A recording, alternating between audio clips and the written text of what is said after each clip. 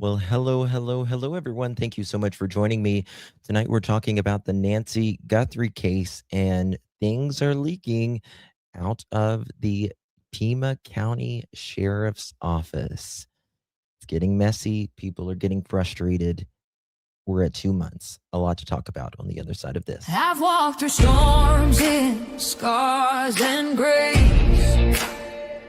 Smile through pain with a painted face. They called me too loud, too much, too strong. But honey, that's the reason I belong. Every scar's a scripture, every tear's a hymn. I found my worth where the light grew dim. They tried to break me, but here's a twist. I turned my pain into a clenched fist. I'm an unbreakable woman, born of fire and pearl. I shine like grace in a reckless world. You can test my faith, you can shake my plan, but I'll rise again. Just watch me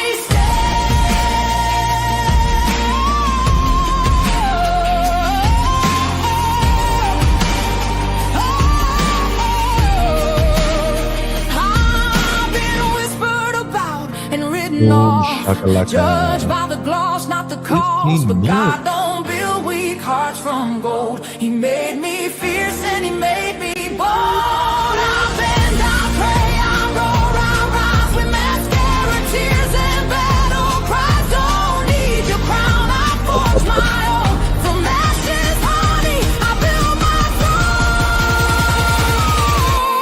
Harold, 20 months.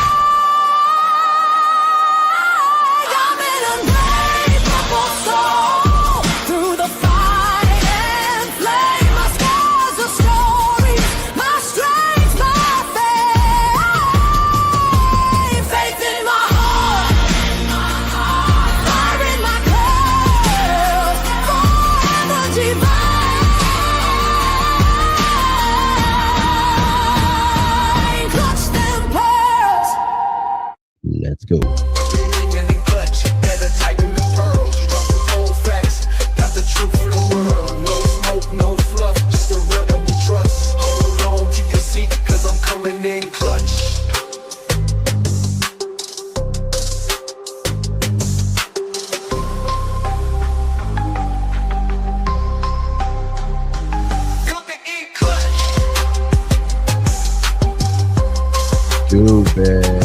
New member, welcome to your family.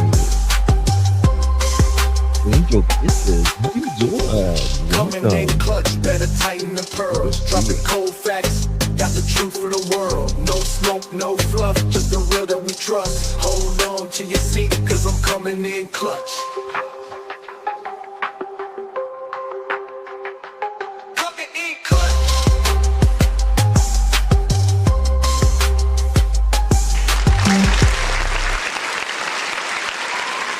Let's go, everyone.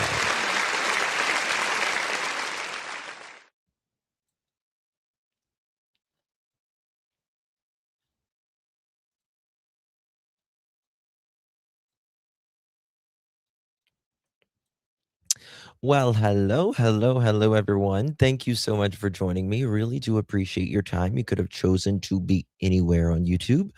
You have a lot of options anywhere on the internet, anywhere in the world, and you chose to be right here. I know your time is very valuable, and I do appreciate you spending some time with me. Today is the 2nd day of April, 2026. It is currently 8:04 p.m. and the East Coast should be United States. Hello, beautiful girls. Thank you all so much for joining me. in the Nancy Guthrie case over 2 months now. And man, people are getting frustrated. They're getting really frustrated on the ground there. And I think even people in the department are getting frustrated.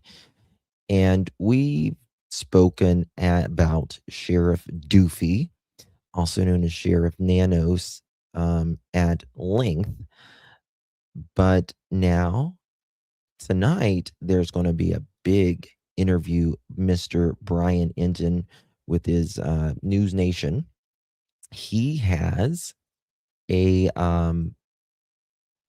an interview tonight with someone in the department under disguise. And we're going to talk about that and a bunch of other things today.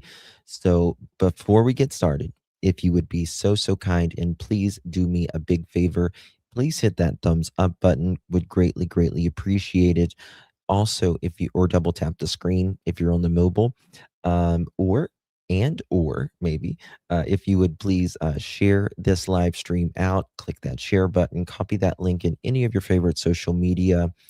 Really appreciate that. Also, if you would consider hyping this video, you get 3 hypes a week. If you don't use it, you lose it. And it is absolutely free if you would consider giving us one of those hypes. Really appreciate it. Sheriff got, yes, 98%. 98% no confidence bill. I've never even heard of someone having a 98%. Like, even your best friends don't like you. You know what I mean? At 98%, oh, Lord. I mean, those 2%, man, they are ride or dies, or they got to know something, or he's got to know something on them. Yeah, craziness, isn't it? Let me say hello to a few of you guys in chat. Jenny, good to see you, my dear. Appreciate you. Miss Shari, happy birthday to your dad always. Connie, hello. Is it someone's dad's birthday? Happy birthday to whoever daddy it is. Miss Lolo, Deanna, Mag, good to see you. Miss Tina, Wendy, hello. Peggy, there's our Ginger, and there's our Shannon. Good to see you, loves. Miss Connie Carew, Peggy, Mummy, Angel. Thank you so much for becoming a member, my dear. Appreciate that, by the way. Angel Kisses became a member. Really do appreciate that. Do be good to see you, my dear. Thank you so much, love. Welcome to the Pearl family as well. Miss Carol, 20 months. That's an OG. And here's another OG, Miss Shelly. Good to see you, Miss Shelly. And Yacht, becoming a new member. Welcome. Welcome, my dear. Thank you for renewing. Really do appreciate that, my love. And little black thing, and thank you for gifting that comment. Really do appreciate you, my dear. Really do appreciate that. I use my hypes here. You are amazing, Yacht. Thank you so much. Really do appreciate that. It's very valuable for us creators trying to get it all out there. So thank you so much, Miss Tina. Hello, Robin. Giggle. Hello, darling. Good to see you.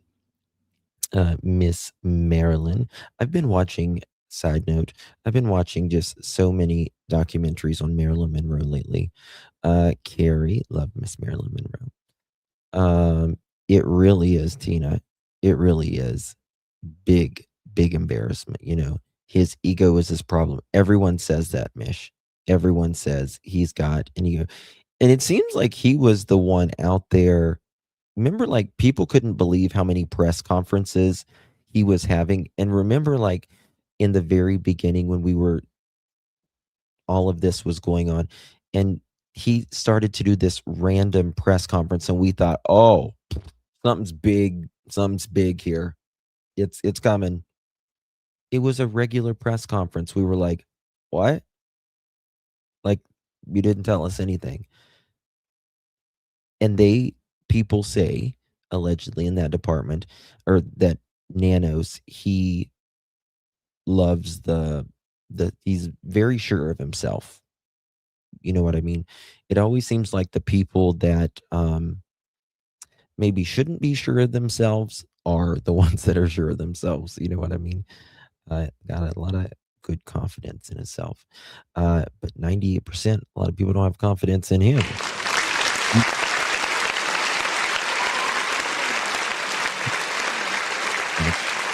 Miss Susan as well. Appreciate you. Love my pearls. We love you, my dear. Really do appreciate you. Um, yeah. Can you always happy? You can always mute if you want. Uh, is happy not happy? I don't see happy in here. Oh, oh, you don't like the 20 minutes of music of the intro unnecessary. That's okay. You can think it's unnecessary. That's fine. You can mute it. You can watch the replay. You can do whatever you want. Thank you for being here. Thank you for your input. Appreciate it. Miss Pammy, thank you so much, my love. Appreciate that. Good to see you. Thank you for all you do. Thank you, Miss Pammy. It's very kind of you, very generous. Really, really do appreciate you. Love you, Muffin. Love you, darling. I love the music. I like the music. I love the music. I like it. I like it, and I think it's uplifting. In a world where this stuff is tough enough to listen to, um, sometimes you need a little positive note, you know? So, I don't, Roxy. I don't at all. Um, but I appreciate input. I appreciate input. It's okay. All right. So, I don't even know where to start because I want to cover a little part of what Brian was talking about. His interview doesn't come out till later tonight on News Nation. Today, or maybe it was yesterday, there was a big panel on Fox 10 Phoenix that was very interesting. And today, KATV are reporting lead investigator, which is very similar to what Brian Enton was reporting. Lead investigator had no homicide experience in the case. How are you investigating a homicide and you're a homicide detective, but you've never done a homicide? To me, that's like going into a doctor saying that they're like a brain surgeon, or someone saying they're a rocket scientist, but they've never done surgery on the brain. They might have stood over the surgeon or uh, helped with the rocket science, but not really good. Not really good. Yeah. Yeah. Yeah, that's right, Michelle. Thank you guys. Um, I guess I like people to get right down to business. Well, I understand that, Happy. I understand that. I've told a few of my exes of that in the past. Get down to business. Come on, let's right. We've all told somebody that a time or two. Get down to business. All right. Moving on, onward and upward here. Let me just play a little something here that Mr. Inton, he's been working it out there. He's been working it, you know, really has. Um, let's get it started. He uh, did this interview with someone in the Pima County Sheriff's Office, and it's going to be it airs at 10 o'clock tonight on News Nation. It's about an hour and 45 minutes from now. Oh, it's going to be something, something. He's under, I guess, disguise his voice, and obviously he's blacked out because knowing Nanos, oh, you're sweet, Joanne. Knowing Nanos, right? Like, he is very well known to, allegedly, to be the type that gets back at you. And putting people he values the most or whatever in front of anyone else with the actual merit. Inexperienced this person says that they were. Listen to this. Hold on. From what Let me find this right here. Was shocking about the early parts of this investigation when investigators first arrived at Nancy Guthrie's house that weekend, the first team that arrived, and how inexperienced this person says that they were. Listen to this. From what you know, were the initial people who responded inexperienced? The people that were there on the scene were not 10-year homicide detectives. They didn't have a lot of experience in homicide at that point, to include the supervisor, who, from my understanding, never investigated homicide. Now, we heard a little bit about this in the beginning, that this person didn't really have any much experience, but never investigating a homicide. And really, out of all cases, guys, out of all cases, this one, who in their right mind, Sheriff Nanos, who in their right mind is going to put him in charge of this case? And this, remember how we were saying, well, why was this thing cleared in less than 48 hours? Well, now we know. You know? Happy you like to talk about someone just trying to get into the point. This guy did. I mean, he was just in there and out. Why did you need to clear it so quickly? You know what I mean? Why? There was no point. Until you find Nancy, she lived alone. Nobody needed back in the house. Nobody lived there other than Nancy. For being installed as the supervisor for the homicide unit. So wait, so the supervisor who first responded to Nancy Guthrie's house had never investigated a homicide? Correct. How is that possible? Well, so you have decisions made by people that will install friends and people that can do stuff for them, opposed to people that will install friends and people that will do things for them, as opposed to the people that are under their own, as opposed to people that are there under their merit, meaning how they've worked their way up, their credentials, all of that. It's unbelievable. It's unbelievable. If Sheriff Nanos, in my opinion, had an ounce of spine or integrity whatsoever, he would, for his own county, he would be wanting the person that is the best investigative homicide, the head of homicide in his county, based upon how they perform, their merit, how long they've been there. And this guy is just, it's not anything other than loyalty. Loyalty. Exactly, Jane. Exactly. Amen. And look how much it's costing the outcome. Yeah. And this is the thing.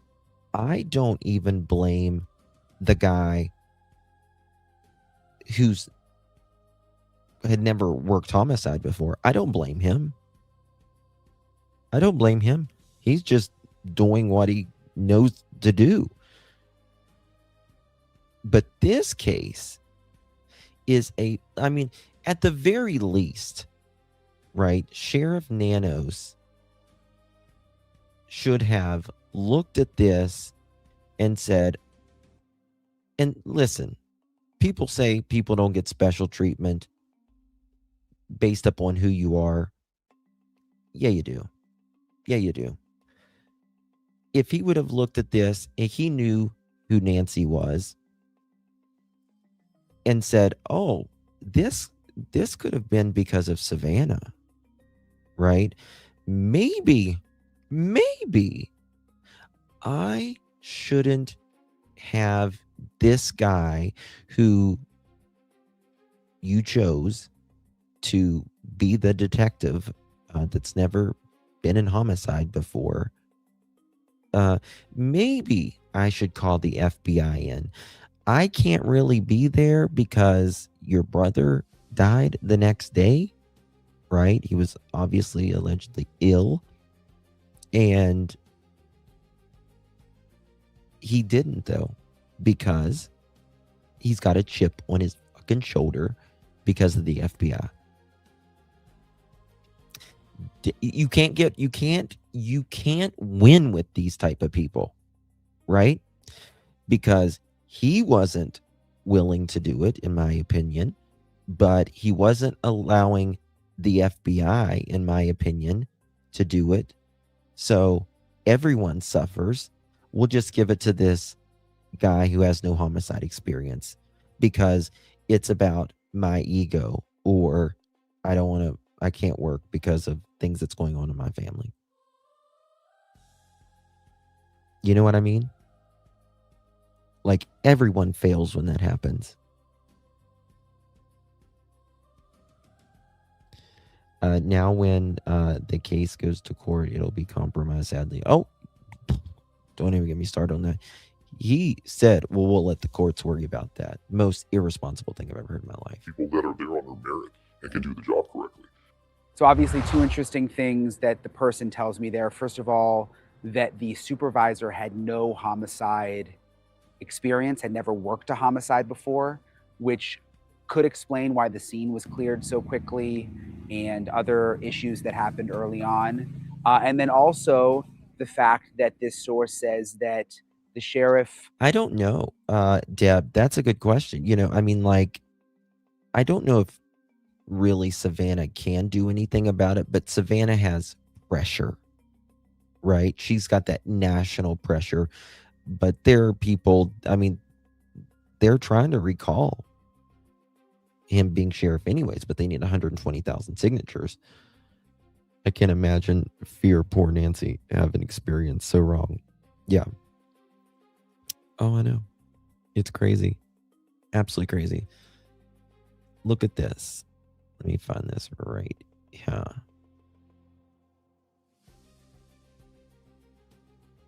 Check this out.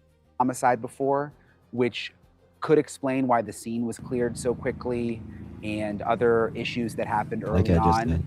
And then also the fact that this source says that the sheriff put people in leadership roles based more on loyalty and less on merit and less loyalty. And what happens if you're not loyal? What does everyone report on Nanos? If you're not loyal, bully, big bully, right? Thank you, Miss Serenity. Appreciate you, my love. Thank you so much. Sheriff moved everyone that had experience and tenure to other places. This sheriff is an embarrassment. Yeah. And, we, in the very, very beginning, Daphne and I, when we were live, her and I, we usually look at like how many people they have on the department, how long they've been there, their disciplinary actions and all that.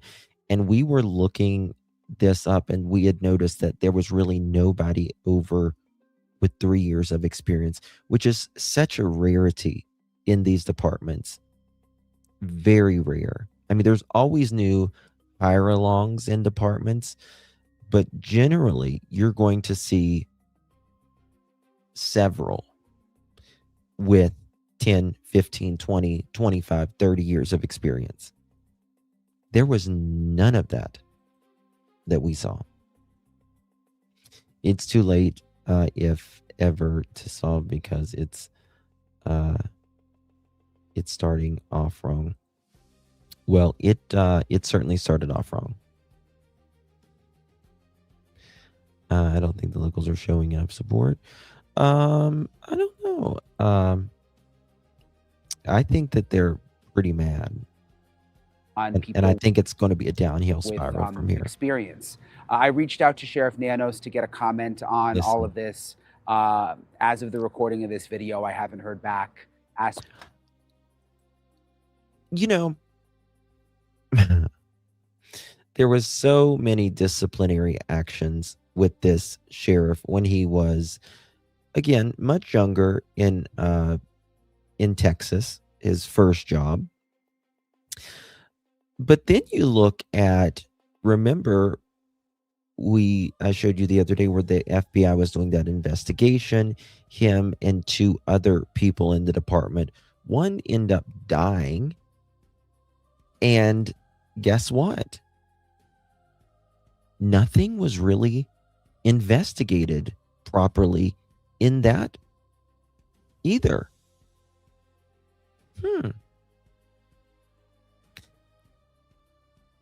Interesting. Miss Dolores. Hey, darling. Thank you so much, Mamacitas. Appreciate you. Love you. We love you, Miss Dolores. Thank you, darling. Appreciate you very much. Good to see you. Thank you so much, Miss Dolores. In my opinion, the sheriff is a distraction to NG. Glad Brian found. You know, that makes, swear to God, it makes me wonder. I mean, Angel,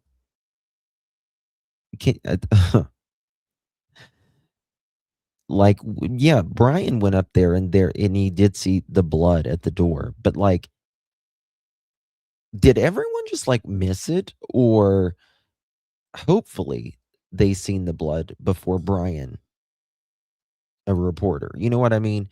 Like, I'm praying to the good Lord. If they missed that, there isn't a chance, no chance that this will be solved with PIMA County. You know, hey Deb, thank you so much, darling. Appreciate you. No Nest camera base taken until later. No fingerprints. Garage. No taking the mat. No allowing Equa search to do grid searches in desert. Nothing. That is correct. They didn't take the base of the Nest cam till later.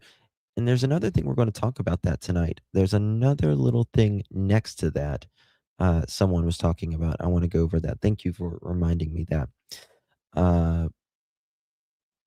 They went back and put this white sheet over and supposedly did, some more tests. I think that's when they took the base. That was, weeks later.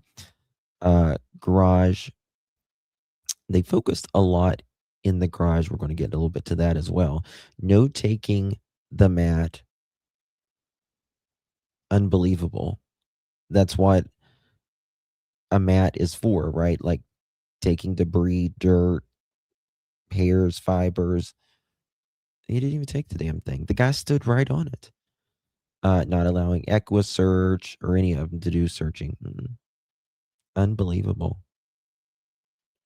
It's crazy. It's the craziest thing I've ever seen. Specifically about some of these things that were Thank you brought so up. much, Again, Jim. I'm going to have the full interview coming up later on News Nation.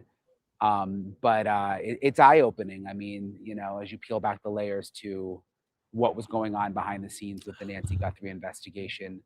I want to talk more about all of this with my friend and our retired FBI agent, Steve Moore. I like this guy. This guy, he is former homicide. I think he was homicide 2 years. I think he retired in 2024, I want to say. Very good guy. And I've said this earlier. This is probably the only case that I've ever seen where law enforcement speaks in any negative or even potential neutral, for that matter, light of another That's agency why you're or in your law enforcement. car. So thanks for hopping on Anytime. with me. I want to Let to me that find this. the people who responded to Nancy's house initially were the detectives were inexperienced. Specifically, the homicide supervisor had never worked a homicide before. Does that surprise you? I would wonder how that person was put in charge of homicide if they've never worked a homicide case. To me, that's. And you guys remember me, we were looking at this garage, or not the garage, the Ring doorbell.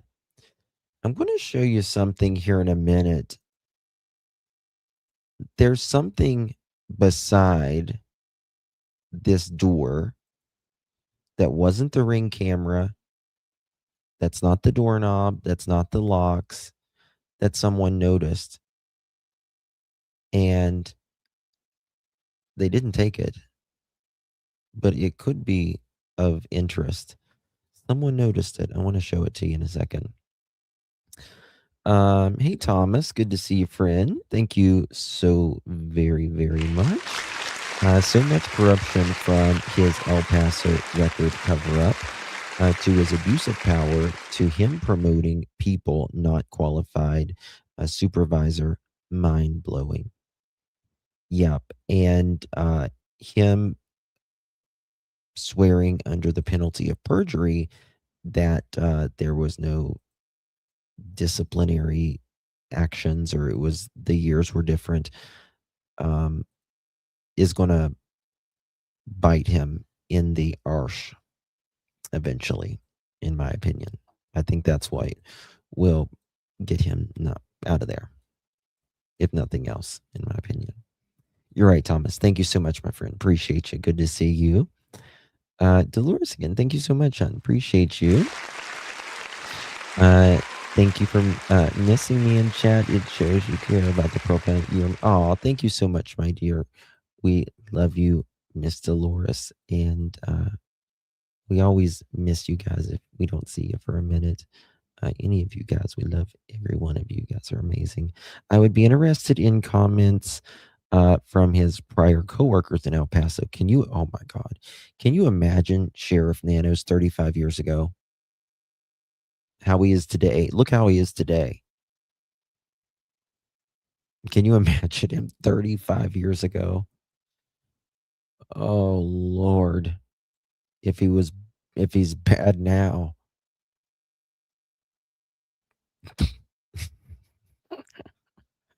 I can't. I just like to see what he looked like 35 years ago. Sounds like a political appointment. But I don't know the facts, but I never heard of something like that. You work your way up through, and the ones who rise to the top, whoever they may be, generally are the ones you want working homicide.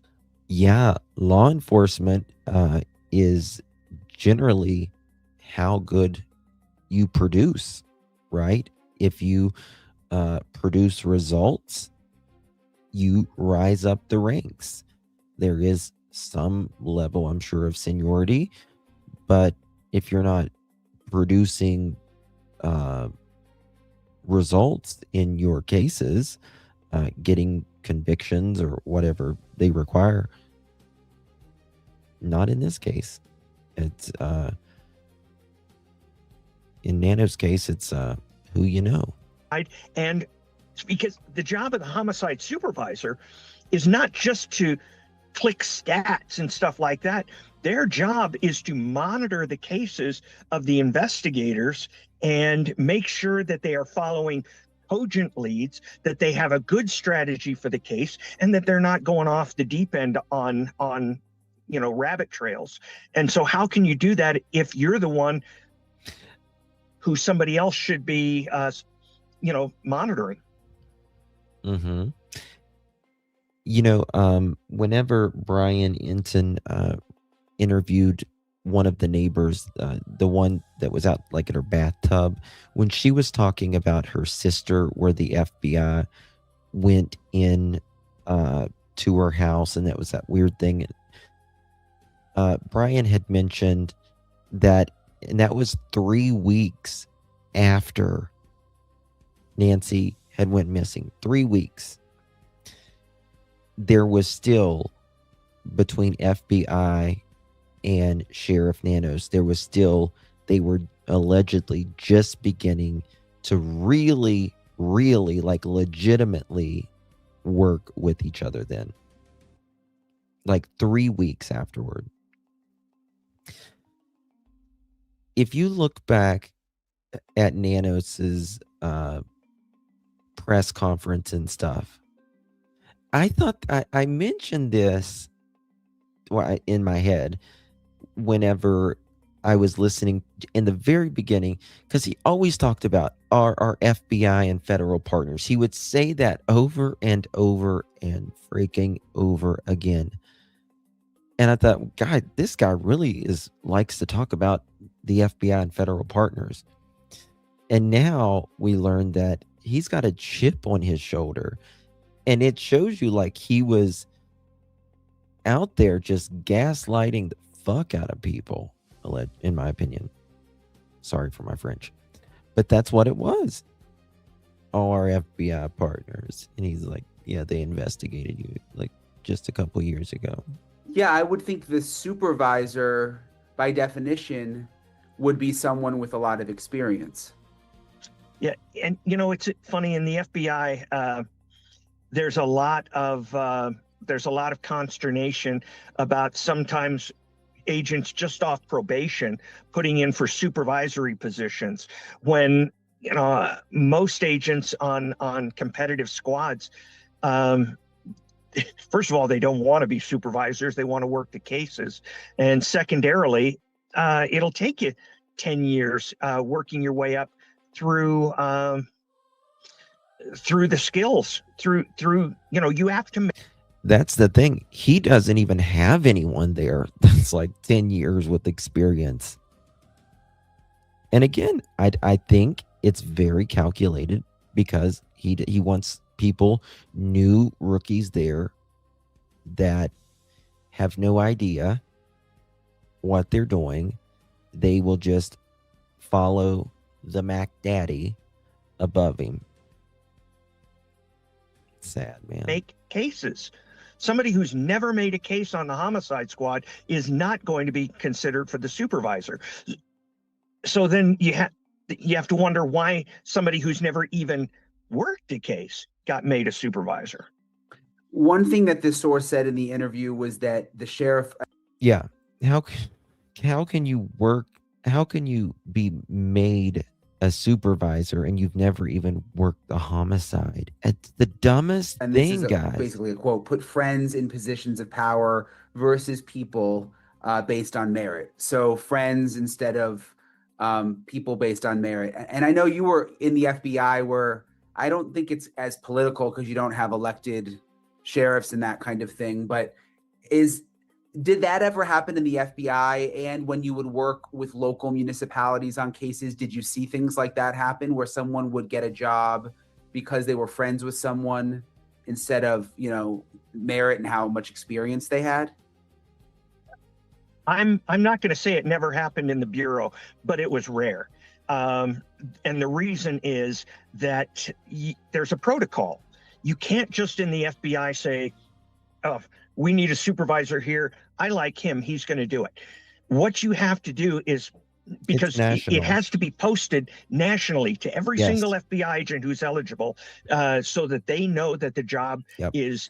Yep. When it's FBI's federal, right? So it goes to every bureau, that job opening, because they want the best of the best. I mean, the FBI is already the best of the best, but they want the best for that specific job. Up for posting. People can have a lot to say. Which is what Sheriff Nano should want, right? The best for the job, but it's really if you're his pet. About whether this It seems, person is allegedly. skilled enough to do this job or whether they have the experience. But one person generally cannot point and say that's the guy, unless Okay. they're very high up in the bureau. And I just didn't see that happen a lot. I've seen it more in local police agencies. But again, something like LAPD, they don't. Thomas, good question. Thank you. Does PCSD not have some sort of oversight committee? Not that I'm aware of. Not that I am aware of. Hold on. Let me see here. Did you send that? Okay, look at this. Okay. I'm gonna play this.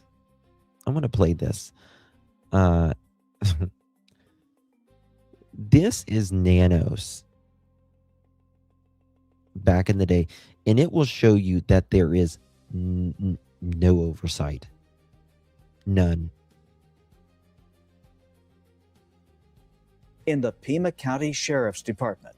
That's hundreds of thousands of RICO funds that should only be used to fight crime, but instead might be illegally used for other things. Now, your side investigative reporter Valerie Cavazos joins us now with the exclusive details. Val. As Sheriff Chris Nanos confirms, the FBI is still investigating its investigation into possible misuse of RICO funds and told KGUN 9 the FBI scheduled a second interview with one of his senior command staff this week.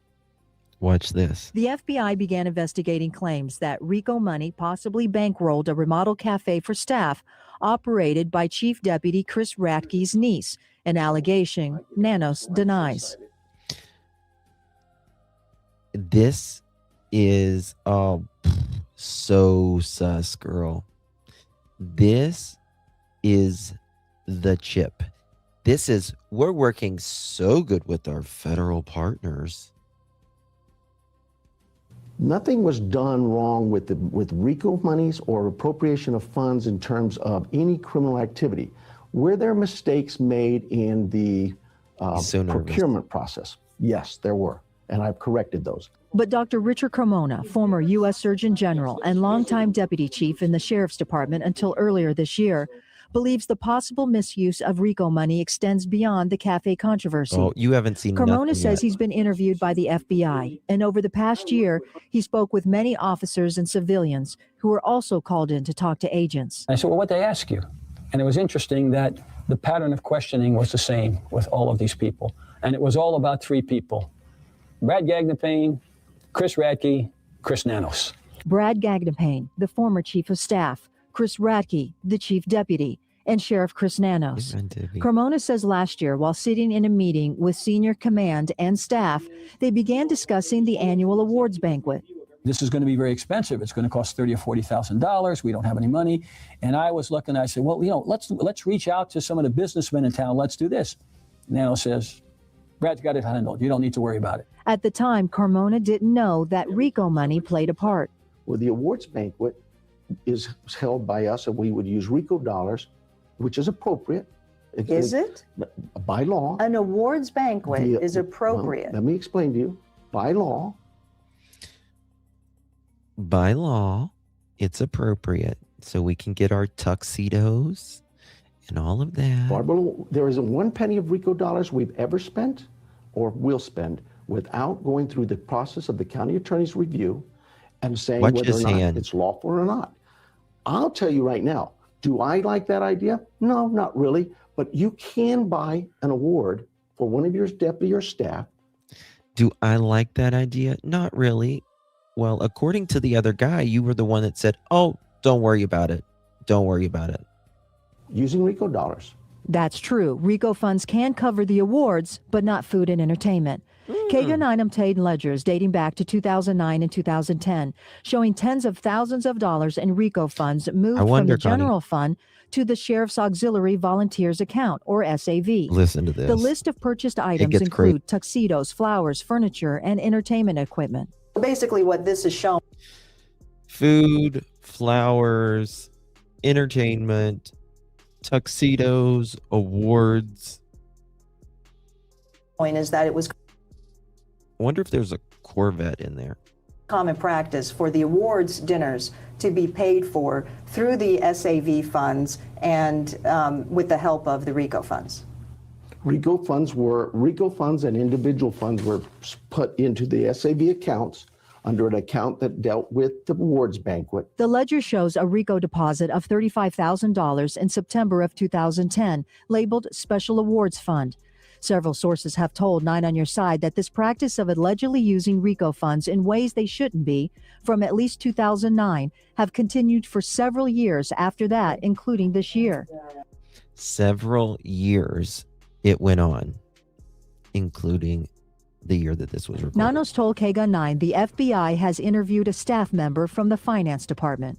And we started hearing from the financial officer saying that there was illegal activity with the RICO funds. You can't use them that way. Remember, FBI agents were asking questions about Chief of Staff Brad Gagnapane. Yes, Fire Girl Crime. It's supposed to be every year.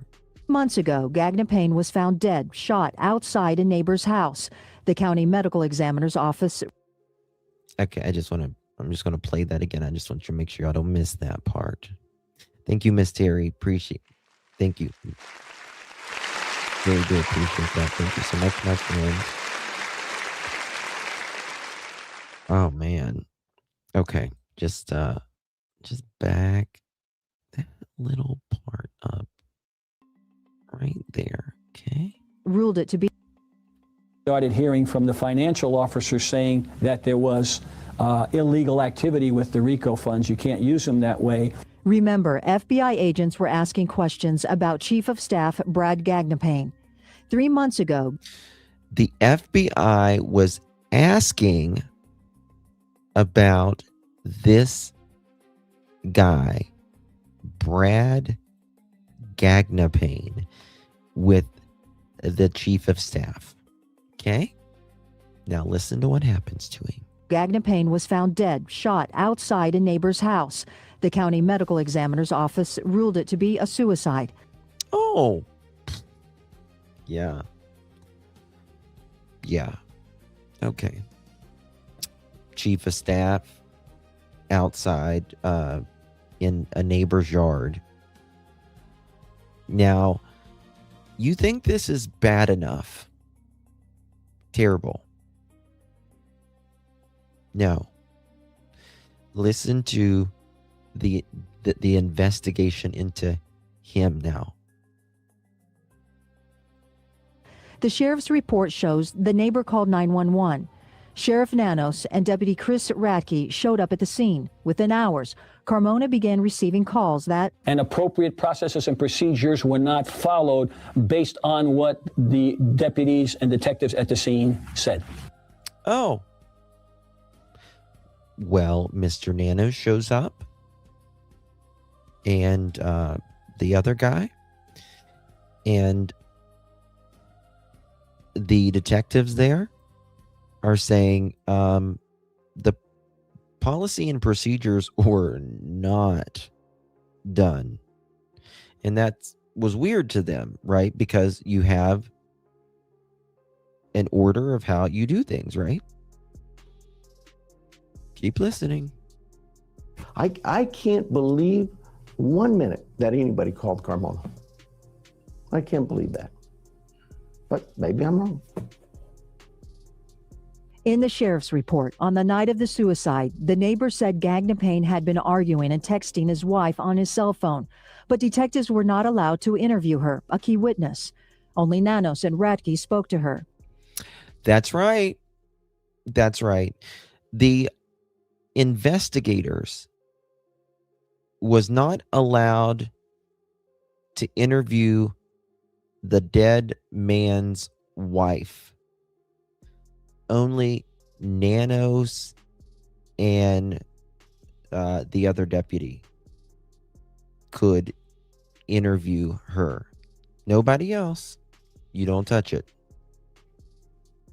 Okay. But there isn't a report from either one. Oh, they didn't make a report. They didn't even make a report on what they spoke. You make a report on everything, much less a self-inflicted unaliving or anything with a death. Not here. Not here. And you're not interviewing her either. One detective reports he was not allowed to look for a suicide note in Gagnapain's house. Come again? You can't. So you ruled it a self-inflicted unaliving. I can't talk to the dead man's wife, who was already part of this RICO thing. Only Nanos and the other guy can.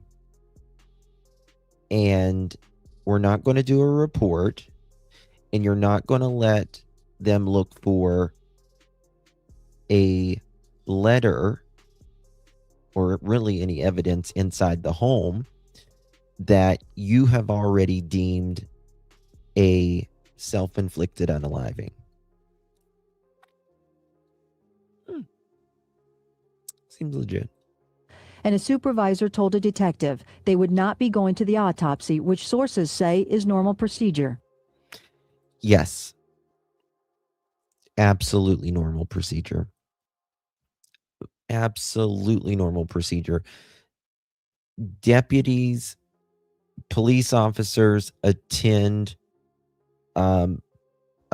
autopsies every day. Every day. And they weren't even allowed to go to the autopsy.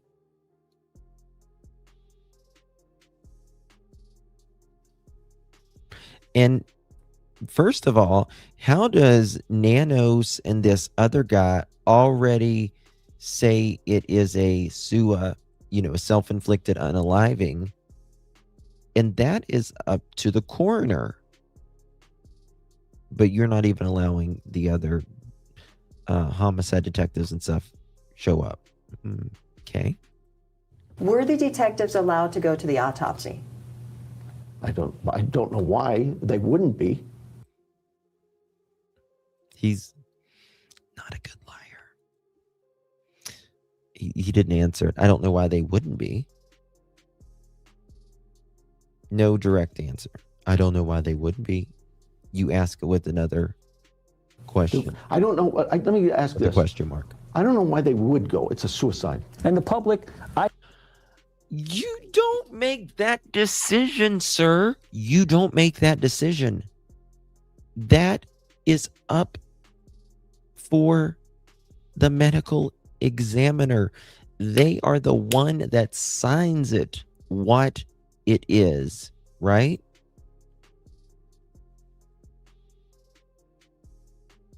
Cause and manner. I think rightfully needed to know that because his suicide was coincident with him finding out that he was part of the FBI investigation. The shame is this. Wow. This is a guy who spent 30 plus years of his life serving this community. So the question and is then why? They're going to trash him. Shame on them. Then why? Shame on them. Then why did he commit suicide? Well, I don't know his demons. Why would he? I mean, you don't know why. And again, I agree with him that you don't know what's going on in their head. But it's very strange to me that he did this outside at a neighbor's house, and you can't interview the wife, can't look for a note, can't go in their house, can't attend an autopsy. All of this is going on with where the funds are going. That's what it feels like, Sandwich. If that guy's wife is still alive, they should. Was he questioned by the FBI? Was he a primary person in the FBI investigation? No. I don't believe that at all. Do you know what? See, this is the thing. You just heard him. She didn't even get her fucking question out. He is not a leader, in my opinion. She didn't even get her question out. And she said, was he, being investigated by the FBI? And he said, he was going to say, you'll have to ask him. Listen, go back. But he corrected, well, you can't ask him. He's dead. Serving this community. So the question And is they're then gonna why? trash him. And they're going to trash him. Shame on them. Then why? Shame on them. Then why did he commit Because suicide? Well, I don't know his demons. Right after him. Was he questioned by the FBI? Was he a primary person in the FBI investigation? You seem you're going to have to ask. No, I don't believe that at all. I don't know it, but I don't believe it at all. The possible obstruction of justice issue deals with whether normal law enforcement procedures were followed before the medical examiner made it. You can see, the finger pointing. You can tell bully. So the question And is they're then gonna why? trash him. And they're going to trash him. Shame on them. Then why? Shame on them. Then why did he commit Because suicide? Well, I don't know his demons. Was he questioned by the FBI? Was he a primary person in the FBI investigation? No. I don't believe that at all.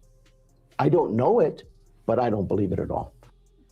The possible obstruction of justice issue deals with whether normal law enforcement procedures were followed before the medical examiner made his determination of suicide involving the death of former Chief of Staff Brad Gagnon. Now, I asked Sheriff Nanos if I could interview Deputy Chief Chris Radke, and he told me no. Now, according to Nanos, look at there.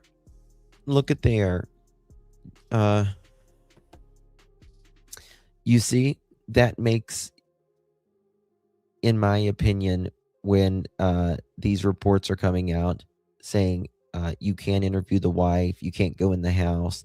This reporter just asked if she could report on, speak to the Gagnon. He said no.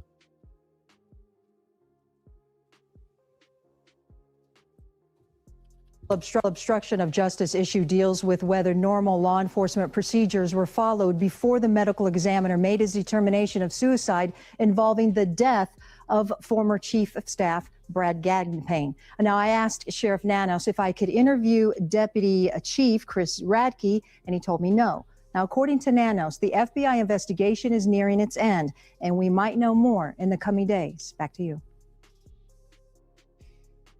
Isn't that crazy? So crazy. Oh, thank you so much, Miss Deb. Sheriff Department covers up crime and let Brad take the fall so Sheriff dirty cover up. Did Nancy know something is fishy? Well, something like, I really try not to get down the conspiracy theories or anything but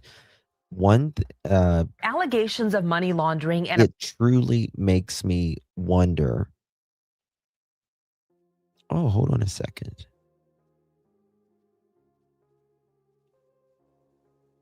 Oh, interesting. It truly makes me wonder because Nancy was in local politics. And it does make me wonder sometimes, like, hell, what is going on? All right, watch this.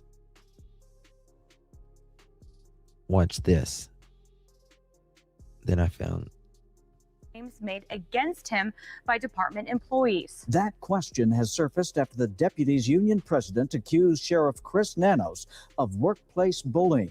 Sergeant Kevin Kubitsky filed a complaint with the county in March, launching an investigation. Kubitsky not only complained about threats, but also harassment and a hostile work environment. KGUN 9 obtained the final report, which has now become the center of controversy. Not on Your Side's investigative reporter Valerie Cavazos has more.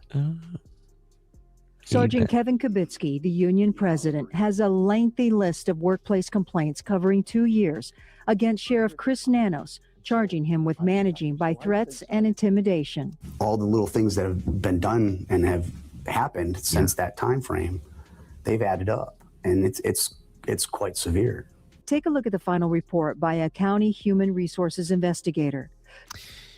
Human Resources conducted an investigation into the allegations of workplace violence involving Kevin Kubitsky, alleged victim, and Christopher Nanos, alleged perpetrator, employees of the Sheriff's Department. The investigation is concluded and the evidentiary findings are contained within the attached report.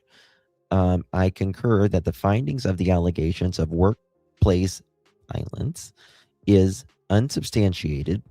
I also concur that the finding that there is sufficient evidence to substantiate that Kubitsky was a victim of workplace bullying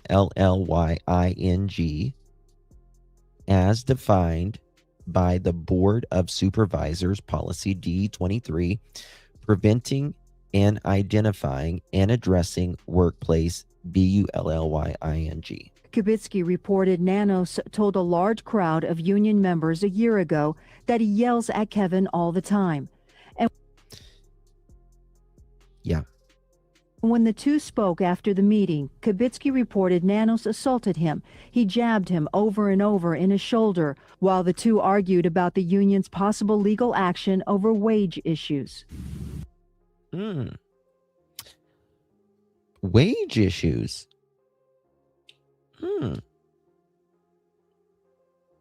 Seems like, in my opinion, something's up with the money. The money. Is that part of the reason, potentially, that he likes having, rookies on? You don't pay him as much? I don't know. I'm asking the question. He told me that if I push forward with the membership and the attorney and filed a lawsuit against the county, that I would be done. Nanos also sent out a department-wide email singling out Kubitsky as a disruptive force and can no longer work with this office on any labor issue. When the county HR investigator interviewed Nanos, the sheriff said he didn't assault Kubitsky and had apologized to him, but Nanos also admitted that it's inappropriate for anybody to put their hands on anybody. And when the investigator asked Nanos about the disruptive force comment and that county email is a public record, Nanos replied, "I don't care. You get what you get with me." The investigator asked Nanos if he considered county. You get what you get with me. You get what you get. You get what you get, and you don't throw a fit. Miss Tina, welcome to the Pearl family. Really, really do appreciate you, my friend. Thank you so much. You're welcome. Miss Tina. Thank you, guys. Really do appreciate your support. Isn't the current president, where was that, of the union now also complaining about Nanos? Allegedly, yes. Yes, of the union, you mean? I used to tell my kids that at dinner time, yeah. Maybe sheriff wanted a cut of no. County policies when he sent email messages on a county system. Nanos replied, "I don't consider them at all. I don't even know what those are." The investigator concluded Nanos did not assault Kubitsky, but he did bully him. And what does everyone complain about? That he's a bully. This actually allegedly got physical, though. This guy says it got physical. Now, it's unsubstantiated, the report finds, but they was able to prove that there was bullying. Why so many inexperienced detectives? Are they on a lower? Well, that's what yes, in cold mood. That's what I'm thinking. I'm like, to me, there's only two reasons, in my opinion, why he would want, like, police officers. They're all like 3 years and under. Been there. Is they don't know a lot. You know, you don't want to get fired from your first police job, right? Because you probably want to move on later. So they're not going to speak up or be, you're more likely to take more from a senior when you've not been a police officer that long, in my opinion, and also lower wages, right? Oh, thank you, Miss Jackie. Good to see you, love. Thank you so much. Really do appreciate you. Very kind of you. Love from the AU. We love the AU. Thank you, baby. Really, really do appreciate you. So good to see you. And thank you for being a member, my dear. Rookies are less likely to notice due to not being familiar with how Nanos does things. Absolutely. Absolutely. Absolutely. Hey, darling. And then he recommended Nanos ensure compliance with all county policies. 2 superiors reviewed the report and signed it in mid-July, but 3 more signatures were needed, and the report sat for 3 months. Kibitsky sued, claiming the county withheld the documents, and a day before it was released, the deputy county administrator, Tom Burke, wrote he did not concur. And in a memo, he said the investigation was not conducted in a neutral fashion, and the investigator was biased in his line of questioning. In addition to that, Burke didn't believe the county HR department has the authority to investigate complaints against elected officials. Elected officials are not employees of the Board of Supervisors and are not subject to discipline or dismissal by the board. Unbelievable. So is that true? We reached out to the county administrator, Chuck Huckleberry, but he would not comment on the complaint. We also reached out to the Pima County Attorney's Office, the civil legal advisor for the county. They checked into it, but told me there is no public legal opinion on the oversight of elected officials like sheriff, so they can't answer those questions. So at this point, unlike city police chiefs who must report to city officials, it seems the county sheriff is an elected official constitutionally accountable to the voters, but under no real oversight at all. And we'll continue to investigate and follow the developments. Valerie Cavazos, KG9 on your side. Look at this, $500,000. $500,000 doll hairs. Doll hairs. $1 million. That is the amount Chief Deputy Chris Radke is accused of money laundering.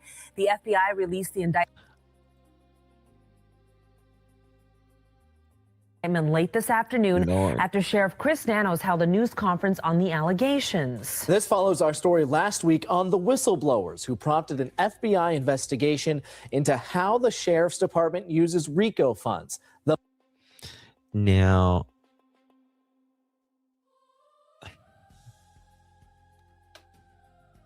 you know, it's bad. I don't even know what to say. I'm really kind of speechless in this one. You going to bed, Sheila? The money seized from criminals. KG 9 investigative reporter Valerie Cavazos has money seized from criminals, right? Like if it's rug money or something, what are they doing with it? Well, you can't, you know, there's laws that are in place where you have to. Has been covering this story and has the latest now. Sitting at his desk before reporters, Sheriff Chris Nanos read from a prepared statement, beginning with, as you all know, recent events have shaken this organization to its core and have required me to take time to pause and reflect and consider necessary corrective actions. He said he would conduct a comprehensive review of all procedures. He says mistakes may have been made, and this has been a learning process for him. I will be meeting with each and every commander within this organization. I will take the time necessary to explain to the extent I understand and am able to disclose, and how and why recent events came to be. The sheriff's statement comes just a week after our investigation into the FBI probe. Multiple whistleblowers came forward about serious issues with senior command. The focus of the investigation, Sheriff Nanos, former Chief of Staff Brad Gagnapane, who months ago committed suicide, and Chief Deputy Chris Radke, now in. Yeah. Yep. One's dead. One sheriff. And the other one, I don't know. Indicted for misuse of RICO funds. And less than an hour after the news conference, the FBI indictment was released. The time spans 5 years, dating back to 5 years. 2011. Chris Radke is accused of conspiring with others to commit money laundering. According to the indictment, he donated the RICO funds to the Sheriff's Auxiliary Volunteers of Tucson. Radke and others made it appear that RICO money was being used by the SAV by using SAV checks and credit card to pay for items that were actually purchases for the sheriff's office. About $500,000 total. I feel like there's something really wrong here. Examples include $300 in restaurant bills, nearly $300 for a Santa sleigh, which was to be used at the annual awards banquet. More than $600 spent on 2 model airplanes, which list Radke's name on the invoice, and more than $800 in artwork. The indictment refers to others who conspired with Radke, but no other names are given. Again, Sheriff Nanos only read from the statement, and he didn't allow any questions from reporters. Oh, no questions. No questions from reporters again. No questions. How interesting. How interesting. Yeah. Do you want to see this? Look at this. This is when he was firing back. We've all seen this picture, but we've not seen the flaws in our procurement process that we hope to have corrected. We're still working on some things, permits at the jail, those types of things. This was all done prior to me getting here, but we recognize that, yeah, we made some missteps and we're taking care of that. When it comes to an FBI investigation, I was taken back by that as much as anybody. Here's an agency who, for years, has been known to listen, deny or acknowledge or anything. Look at that. Right there. The chip on his shoulder. Right there. Boom. Let's play that little part again.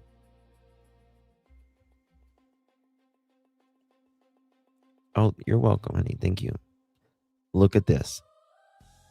Chip. This is why we don't have, in my opinion, why Nancy Guthrie is not found today already. When it comes to an FBI investigation, I was taken back by that as much as anybody. Here's an agency who, for years, has been known to deny or acknowledge or anything about any kind of investigation. They're famous for that. And yet they confirm Miss Caitlin's sources to her, I'm told.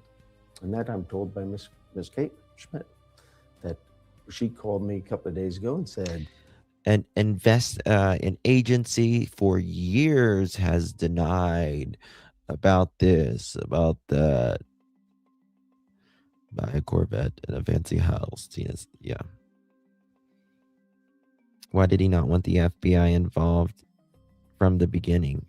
He's got a big old chip on his shoulder.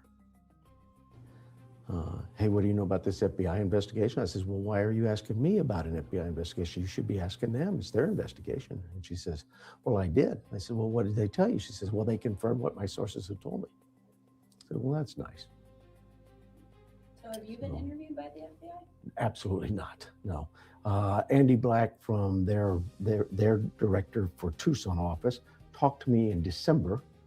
And at that time, the conversation was so benign, he led me to believe there wasn't an investigation. In fact, it was more along the lines of fatherly advice about things that had nothing to do with this. It was almost a bizarre conversation I had with him, but never anything about investigation. Bizarre? And then in January, I got word from one of my employees who said the FBI interviewed me. And so that's when I called Mr. Black up the director here and said, "What's up, Andy? Are you doing an investigation or not?" And now he tells me, "Well, it's just a preliminary investigation." So I don't know what. So one of the employees, I guess, was being interviewed, and I guess went to Nanos and said, "They just interviewed me about you." The difference between and the other guys preliminary about and this. criminal, you'd have to ask the FBI. Allegedly. But I know that once Caitlin called me, I spoke to the FBI and I let them know pretty much how unhappy I was for the I think I told you. How unhappy he was. Ms. Schmidt should be on the FBI's payroll. She's done a better job investigating this case than the FBI has. The FBI's... See the chips? See the chips? All on his shoulder.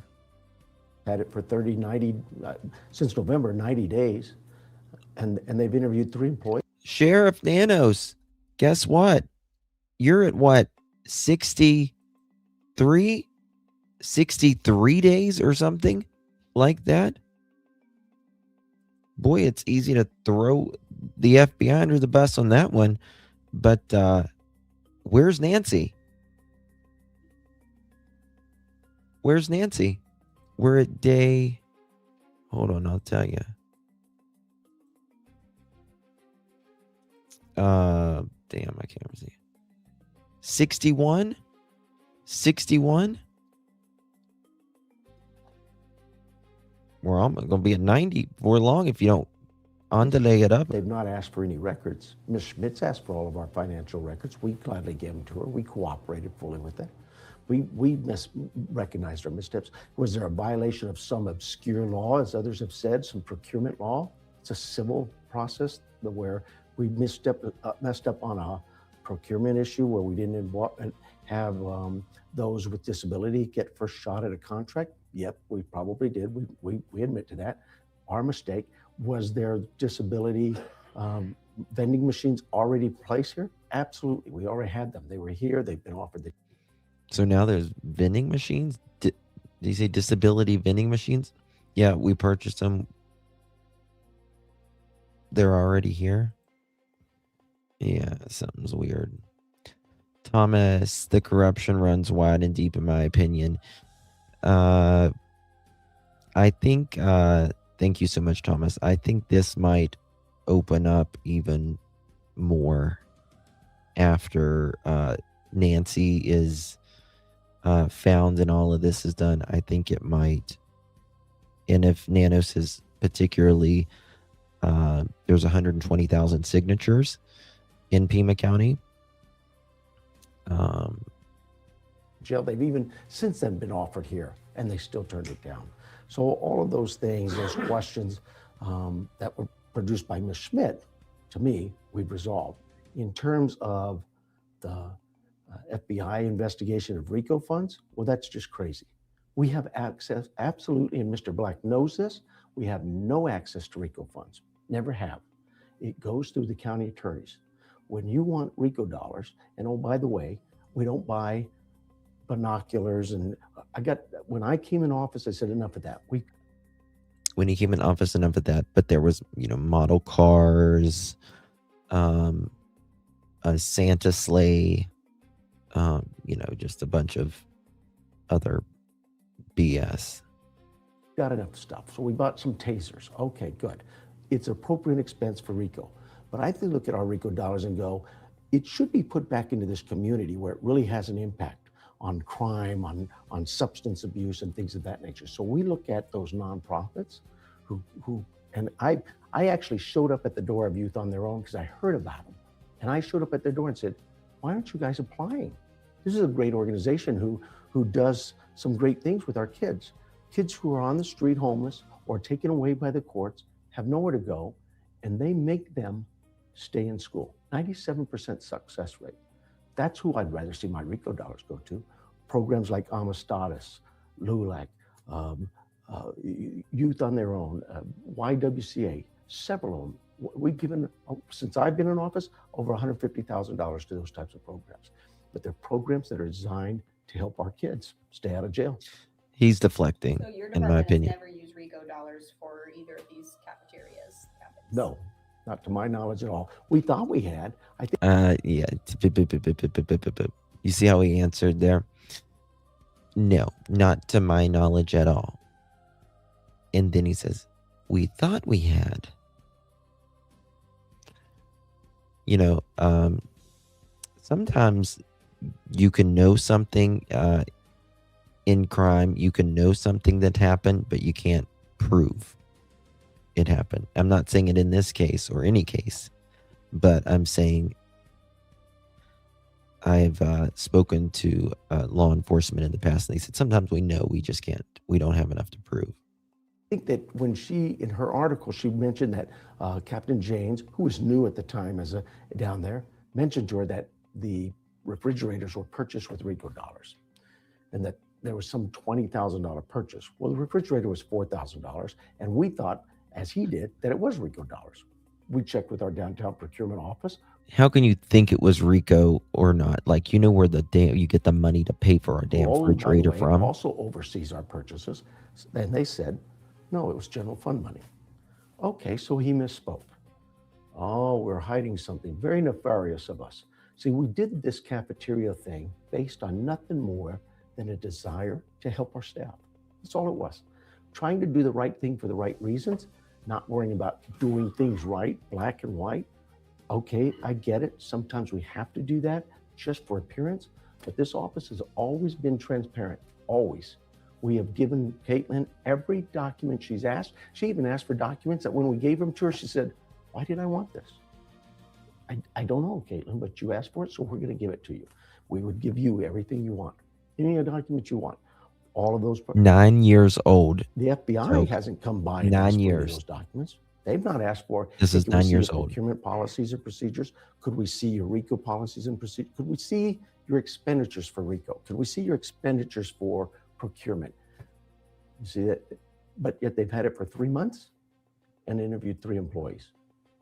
You know, I really am. If I'm upset at anybody, I'm upset at the FBI.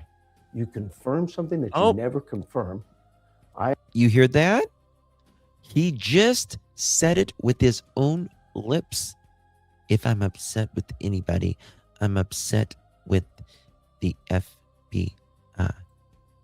Chip. 3 employees. You know, I really am. If I'm upset at anybody, I'm upset at the FBI. There you go. Confirm something that you never confirm. I understand the paper said, Ms. Schmidt put in her article that they didn't confirm it, but I know she told me they did. So I'm guessing that she probably got confirmation off the record. Well, that's inappropriate too. No matter what the story is, the FBI to me has better things to do. If they don't, then come out and ask us what you can do. 2 weeks ago, we had their corruptions unit call my internal affairs and say, we're slow. There's nothing going on. Do you have anything for us? Well, if I'm managing a case that I think is that critical and important, where I'm involving a law enforcement agency, one of the largest ones under my jurisdiction, I think that's pretty critical. I think that's pretty important. And I would turn to my staff and say, and I do, because we investigate cases for other agencies, and I say, it's important to them. So you get it done and do it completely, thoroughly, and oh, by the way, timely. 90 days, 3 interviews of employees who, for all I know, are just upset at for some reason, but nothing more. No request for records, no request for financial stuff, no talk to the sheriff. Oh, so it's just the employees, or again, that is taking it out, in my opinion, on the employees who reported this. Just employees that are upset about something. Nothing. So, yeah, am I upset at the FBI? Absolutely. They should. There you go. Another chip. Damn, this is stacked more than freaking Pringles. They get by with saying, listen, no comment. Who does that in today's world? Listen. So, yeah, am I upset at the FBI?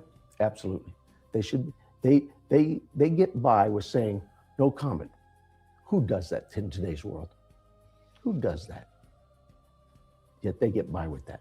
And when this thing's all resolved and the case is all over, I challenge them. I challenge Mr. Black to stand up to that camera by himself and say, we have looked at this investigation and we have exonerated, completely find this investigation to be total BS, because that's what it is. But you won't hear that because they won't confirm or deny. So did you reach out? You might have mentioned this, but did you reach out to them after this story? Unbelievable. I reached out to them. What is today's Friday? No, Yes. Caitlin told me she was writing the story. In fact, I told Caitlin I want her to write the story.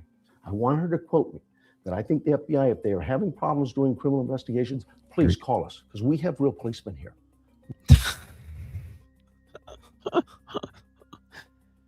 Oh my God.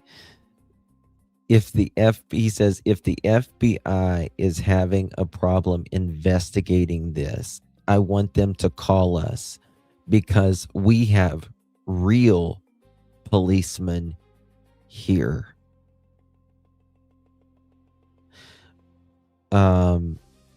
That didn't age well. That didn't age well. That's all I gotta say.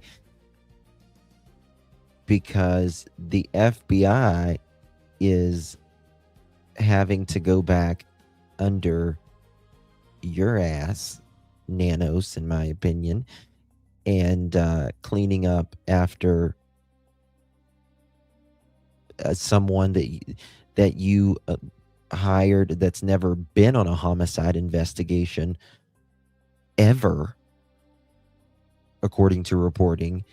And here we are 60 days later. The audacity, mother chicken. Yes, the audacity. Holy moly. Nancy Guthrie is missing. We'll do that for you. Listen to the story. I want her to quote me that I think the FBI, if they are having problems doing criminal investigations, please call us because we have real policemen here. We'll do that for you.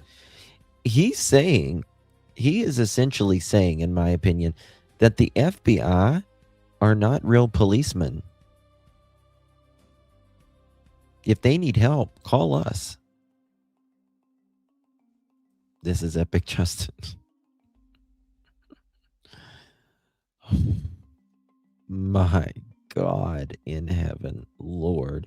He is, I mean, all of the people that's coming out and saying this man is arrogant as a mofo. Ding, ding, ding. We have a winner. Because obviously they can't get it done. So you're upset that they went, and confirmed this to Mhm. a news agency Absolutely. instead of coming to you? Absolutely. Absolutely. I'm upset at that, and I'm upset at the inappropriateness of their investigative efforts. And they are inappropriate. So, as far as you're concerned, do you think the department has done anything wrong? No. Do we make some mistakes here? Absolutely. Was there anybody here making money and had this criminal intent and nefarious? No. Was some of the better decisions to say, anybody have criminal intent? Yeah, no. well, intent and nefarious? No. Was some of the better decisions to say, okay, this is Chief Ratke's family niece, probably we should look somewhere else? Probably so. But those weren't my decisions. Those were Sheriff Dupnick's decisions. Hold on, what? And probably so. But family niece, probably we should look somewhere else. Chief Ratke's family niece, probably we should look somewhere else? Probably so. But those weren't my decisions. What does that mean? Those were Sheriff Dupnick's decisions. And Chief Ratke assured him at that time, I'm out of it. I think the truth behind that was simply this. We had a contract employee here. The contract employee here was working and we got EEO complaints. We dismissed them. We dismissed that contractor. So we turned around and said, how do we get it filled? It's not easy to get somebody in here because you have to, first of all, have a background. But when Chris said, I could get my niece, she does a catering service, she'll come in here and charge us nothing. I thought, well, we don't want any money for it. I didn't want to make money on the deal. I just wanted to give my employees something cheap, a decent meal. You see where we're at. You got So did they hire the niece? Did they hire the niece? Did they keep it in the family? 20 minutes to get to a restaurant and back and have your food done. Some places it's not possible. The jail particularly, they're locked in. I have corrections officers who are locked in a pod, and the only— My God, he is so profound, y'all.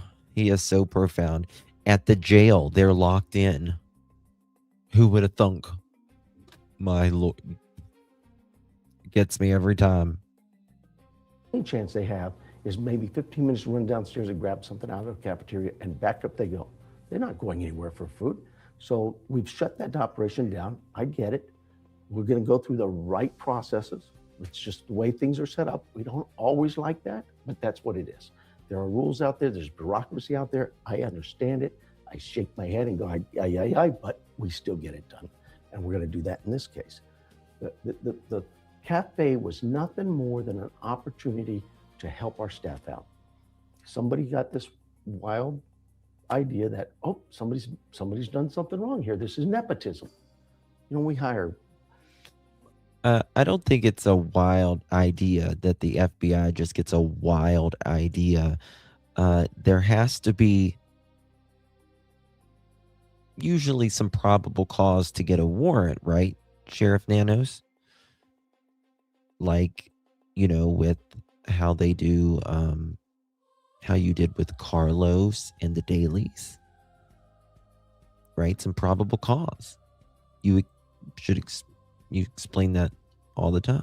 Hundreds of people here who are fathers, sons, mothers, wives, husbands, all over the department. There was nothing here. In fact, Chief Radke said in the article, I excused myself from the process once that happened. But then they said, well, he was overseeing it all. He's the captain of that division. Why? And there was an email showing that he had contact. Well, the email was, after Caitlin found out this, he sent that email up saying, hey, I'm washed my hands of it. Well, of course he's going to wash his hands of it because he's overseeing it. He has to.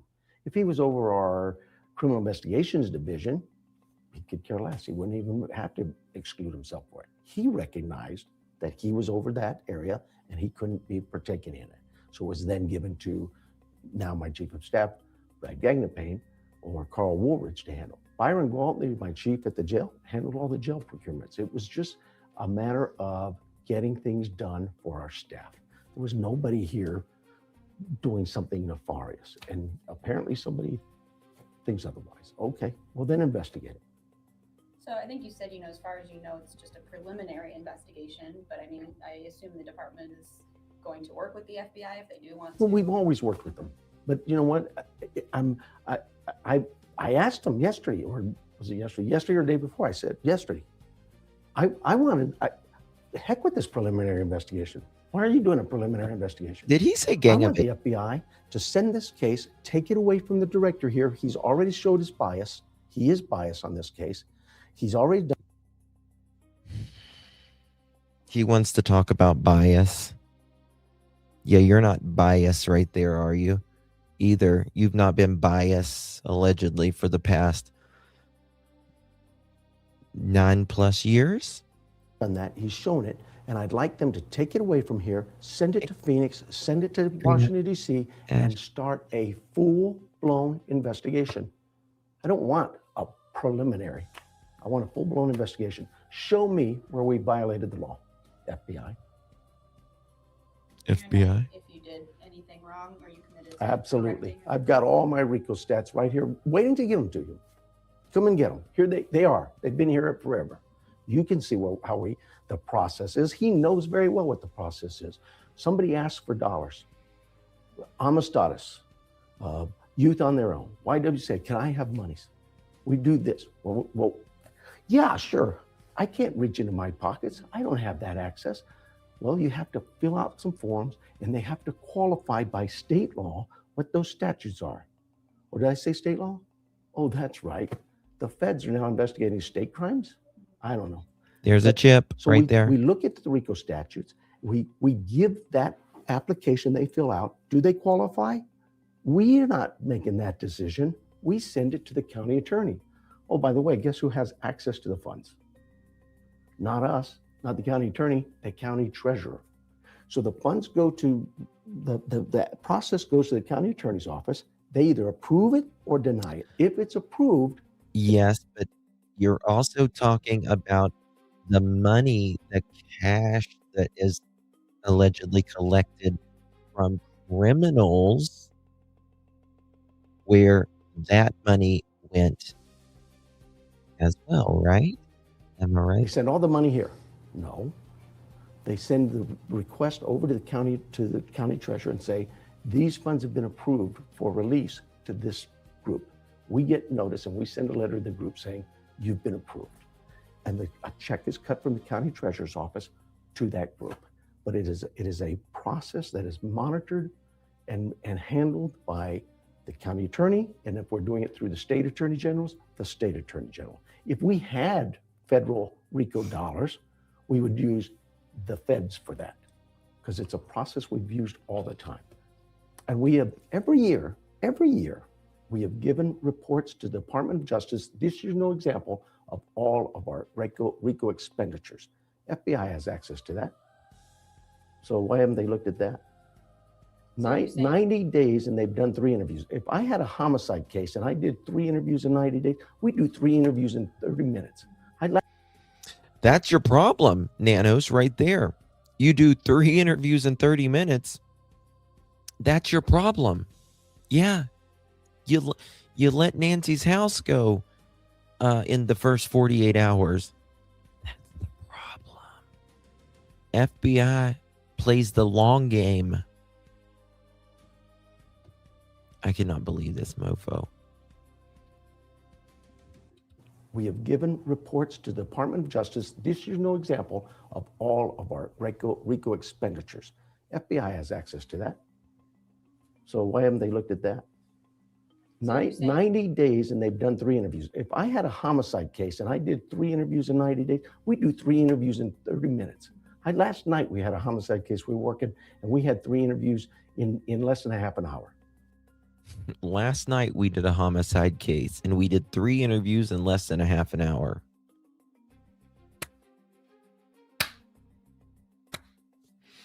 Call him, FBI, right? Wait, he didn't call you for 3 weeks about, right?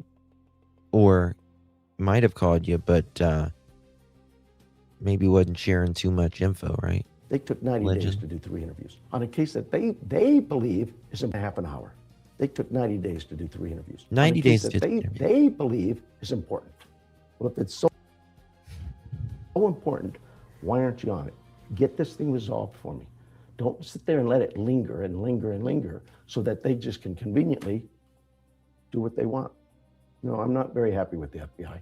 We've worked with the FBI for my career the entire time here. Had a good working relationship, 30, 40 years, great working relationship. They've been assigned to this office. We've had staff assigned to that office. And in a 30, 90 days time, we have a new director over there who's screwed up that entire relationship as far as I'm concerned. I have no trust in his ability to manage that case or that office. Well, he just told you right there. Right there's the bombshell. Right there. We have a new director over there who's screwed up that entire relationship as far as I'm concerned. I have no trust in his ability to manage that case or that office. He has no trust in that case or that office. There you go. There you go. He's got a big ass chip on his shoulder. And it could not be any more clear. Not be any more clear. All right, moving on here, guys. Look at this. I want to show you something. You remember obviously you remember the guy with the doorbell at the doorbell, right? Let me just show you. Look at this. Remember when he was thought he was, watch this. He's like looks like he's ringing the doorbell or something.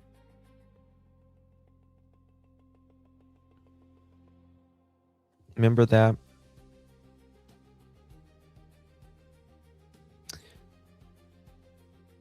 Right there. Someone made an observation, and I thought it was interesting. I mean, he still could be ringing the doorbell. I don't know. What is this thing on the door? What is that thing? You see what I'm talking about? Right beside, right here, this black thing.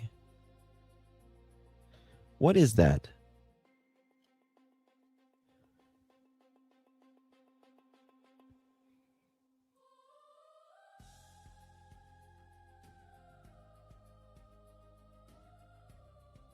I never noticed it before.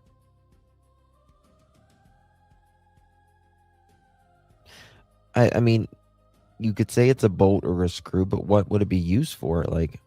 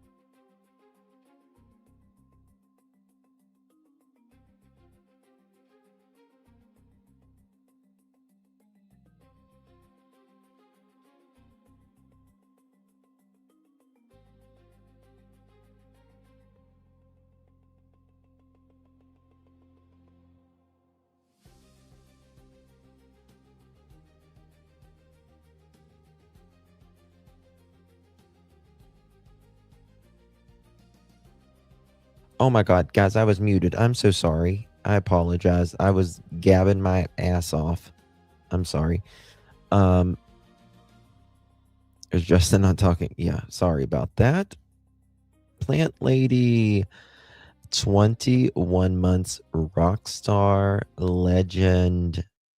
How you doing, ma'am?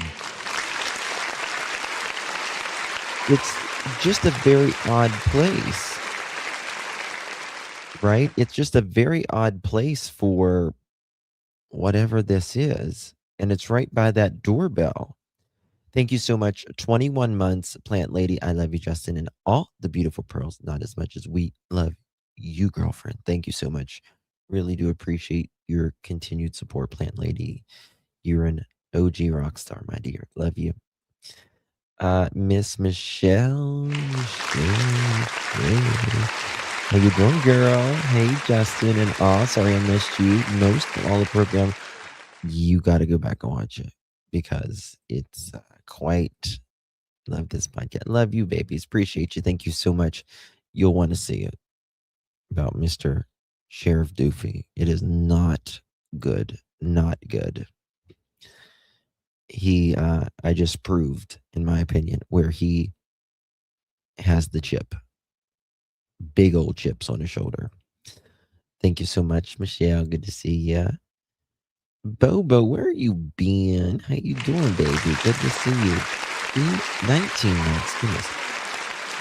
You guys are rock stars. Thank you so much, Bobo. Appreciate you, love. Love you and all you do. We love you, Bo. Good to see you, babies. Thank you so much for your continued support. Really, really do appreciate you, my dear. Beverly Chihuahua, thank you for renewing your membership, darling. Good to see you, my little Chihuahua with a crown on. Thank you, baby. Appreciate you. Yeah, Broken. You'll want to see that. Justin, when can I be in? Oh, you're fine, baby. You're fine, sweetie. Peace. Thank you so much. it looks much different on a desktop versus a phone, just FYI. I know, like, I don't know if this is like glossed. Like, it looks darker than the door. But I'm like, is it just painted different? I'm like, is it a part of electronic? Why would it be right there? I was like, is it a sensor? Is it a bolt cover? Is it the doorbells, or not the doorbell? Is it the doors boob nipple? It's like an. It looks like a I'm being stupid. I'm sorry. It looks like a nipple for a door. I don't know. Justin, is it a magnet and that could interfere with Wi-Fi? No, it's not. Y'all don't have these screen doors. No, we don't have them like this. It's different. Google the screenshot. What do you mean Google the screenshot? Oh, like the thing. It's just out there. It looks different from this, and then you zoom in. And you see, like, right here, it's got, like, it's lighter here, but is that just the way we're looking at it, the way that it's being photographed? You can tell this is a strong door because it's got, you call them nickels.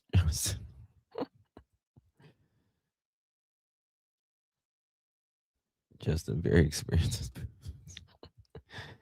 It's a tamper-proof screw. Just Google it. Like the reverse. Let me look. Let me ask AI what it is. That's what I'll do. All right. Here. AI. Oh, it's a tamper-proof screw. So, like, you can't. That's very thorough, right? Let me see here. What is this little circle on the door?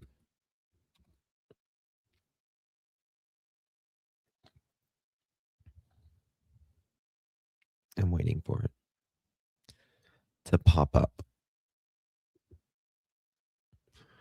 It says it looks like an adjustment cam keeper adjusted for a security screen door, not the main wood.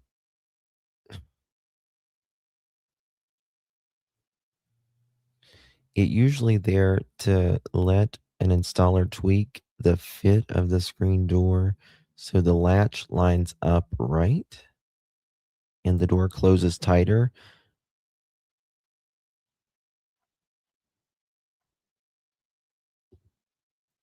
Huh? I don't understand what it means. It's for the deadbolt assembly.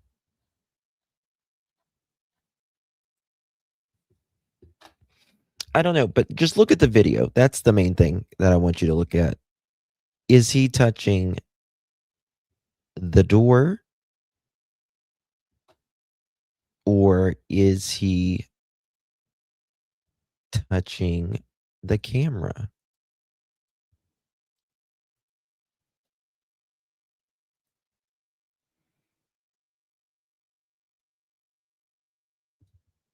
Watch this.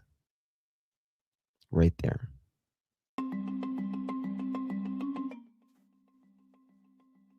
Touching the door, the camera.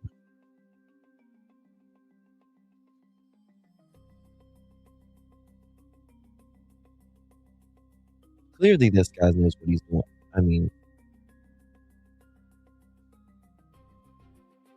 no, he's not touching the doorknob, Maurice, because the doorknob, you can see the doorknob.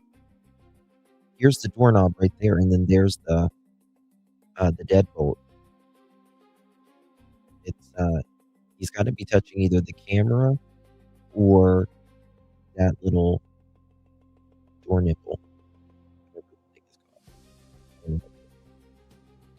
Oh my God, Kelly, thank you so much. That is so very kind of You're very sweet to me, Kelly. Appreciate you. Necklaces from Kelly. Make sure you give her a big thank you. Hope people are paying attention to this. Welcome to Clutch Them Pearls, yeah, you're in the clue. Shine bright like the stars, this world never knew. We're dancing, laughing all around this world. Hold tight, shine bright, you're part of our pearl.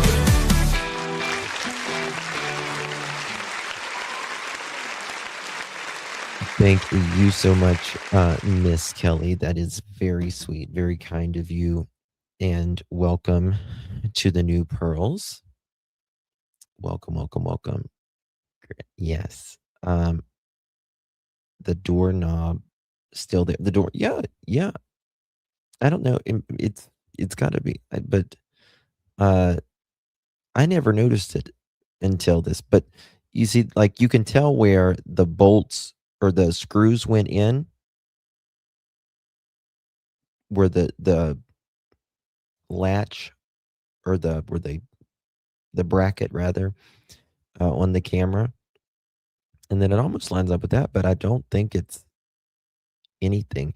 These doors look almost like they're handmade because you can see the weld, like it's a really thick weld. I don't know. To me, it almost looks like an electronic, but it's not electronic. Whoever, some Chillinois, they said whoever took Nancy Guthrie grabbed this little black thing on her front security door and tried spinning it, potentially leaving his DNA. This is yet another piece of evidence that wasn't initially taken until much later. I don't know if this was ever taken. Right. But nonetheless, I'm not convinced that they were playing with, turning this or whatever. I don't know why there would be a screw there, like to cover it up or whatever. It just doesn't make sense to me. May have been a custom install door. I think a lot of people out west have these kind of doors, but not really sure why, or not why, but how they're made or whatever. You know what I mean? Okay. So moving on here. I wanted to show you that. Now, you remember the other day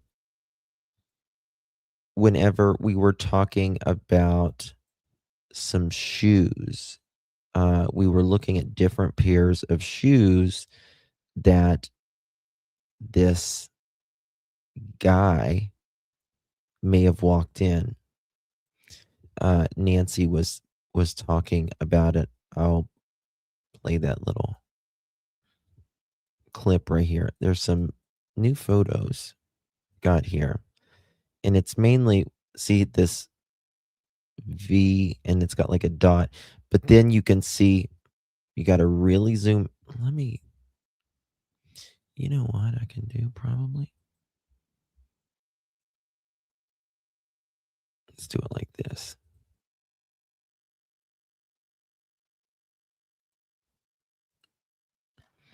You can Listen, you can see like how it's almost perfect, and then it goes in and then out and then in again, and then it circles around, and then it goes down, and then it goes like a V. You got to look really closely, really, really closely. See how the V, it's very almost even, and then goes in, up, in, like like this. Gentry, what do you make of it? There's multiple drip stains on the porch that would indicate that she was standing there for some period of time while she's being taken out of the home. So that's where our analysis that she was upright, walking out of the home, walking slowly, being assisted by someone else. That's where we are getting that opinion or that information. And realistically, people that are upright and walking near blood can step in blood. They can either be bleeding themselves and transfer blood to a surface, or they can step in blood that's already on a surface. And what we're seeing looks like some kind of a pattern impression. And a pattern impression in blood is just some object that looks like an object, creating a blood pattern. And that could be a footwear impression. It could be a sock. It could be maybe an object that somebody dropped. But in this case, it does look like a foot. You know something? In blood is just some object that looks like an object. I was just trying to see if this looked like someone's shoe there that might have been on the point. Creating a blood pattern. And that could be a footwear impression. It could be a sock. It could be maybe an object that somebody dropped. But in this case, it does look like a footwear pattern. It doesn't look like your typical like running shoe. It doesn't look like your Vans type pattern. To me, it looks more like a trail shoe or a hiking shoe. But then. Okay. So you see that. Yeah, I mean, we know this is Nancy's blood. This is 100% Nancy's blood. And it is, from that night. Look at this. You see how it goes in, straight across, out like this, right? And then there's this. Look at it very closely. Make it bigger for you.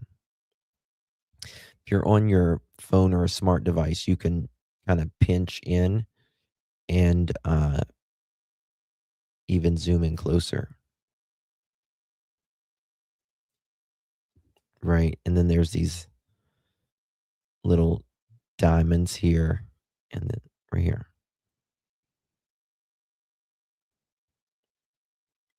Then it goes like around. Very interesting, right? See how it goes in. Let me actually, this is what I'll do. I'm going to make it even bigger for you guys. Okay, you see how it's kind of like a triangle, like an upside down triangle, and then it kind of on each side, it's very symmetry, right? And then there's this, another kind of triangle, and then another triangle. They're just, one is upside down, one is upright, and then there's another one. And then it kind of goes around.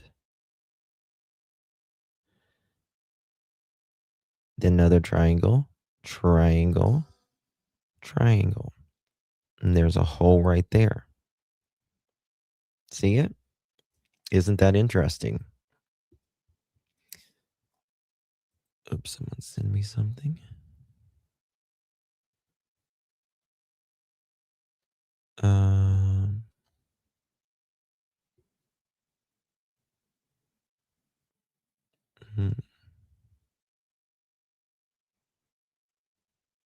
One second. Oh, wow.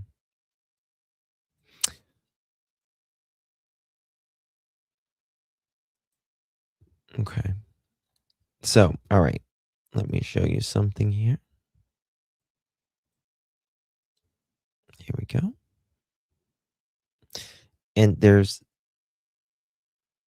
2 dots over here.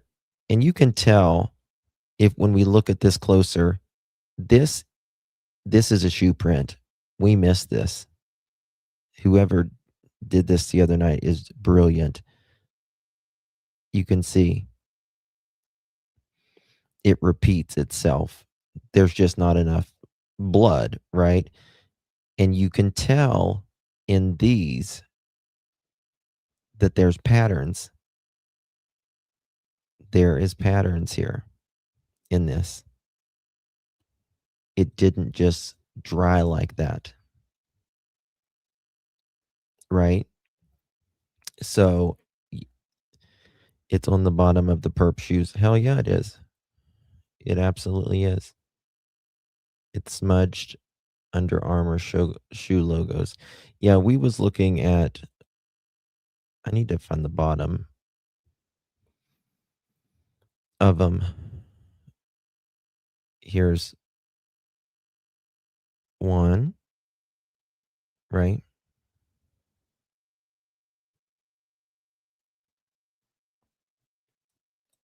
And Listen, Gentry. Whoever's shoes, actually, let me pull this up. Whoever shoes these are, they are. Do they say what shoes they? He believes it looks like a trail or hiking shoe, which would kind of make sense. Nancy was saying, and let me show you the Ozark, which again is a trail or a hiking shoe. Here's an Ozark right here. Again, Ozark you get at Walmart.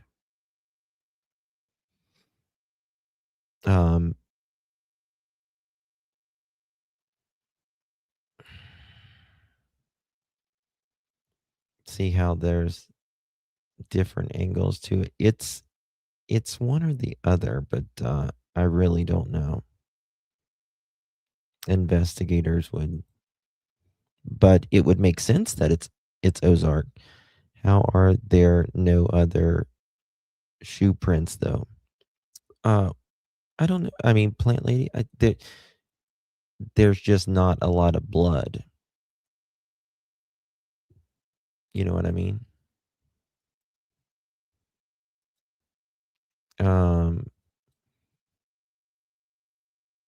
Are you talking about Linda? Are you talking about the cane? Here you go. I can show that. Someone just sent me this. Let me show you. I don't know if it's this, but that's very interesting. How these canes go in. I don't think it's a cane, but that's very interesting pattern as well. But I think these are bigger, the cane things though. That's the thing. But that's very good looking. $27 shoes. He's broke. I think this person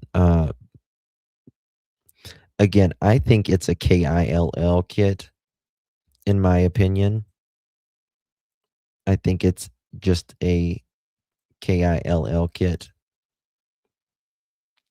And everything was bought inside and outside of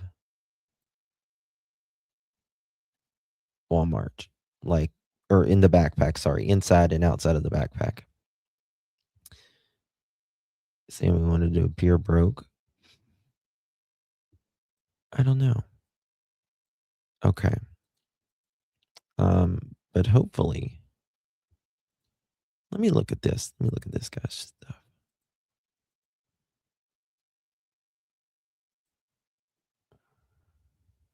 He steps right on that mat. Right on that mat. And just think of this, guys. Do you know how valuable that mat could be? All right, let's say this guy steps in Nancy's blood inside the door. Right? And then he steps right on the mat. Right on the mat. They could get amazing impressions on that mat even. They can get obviously fibers, all kinds of things. It's just crazy that was she comparing them to Tommy's? Don't know who you mean. Okay, one second.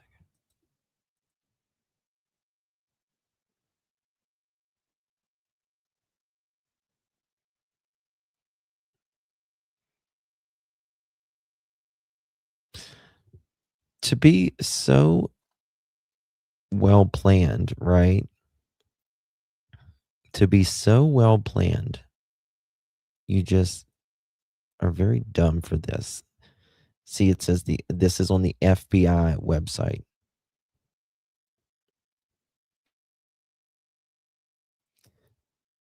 In the Ozark. Oh, look at this, guys. Look how the Ozark, I mean, obviously it's mountains, but look at how you see kind of like the shoe we were talking about, like the triangles as well. I think it's Ozark. Look at that. Look at the logo of that.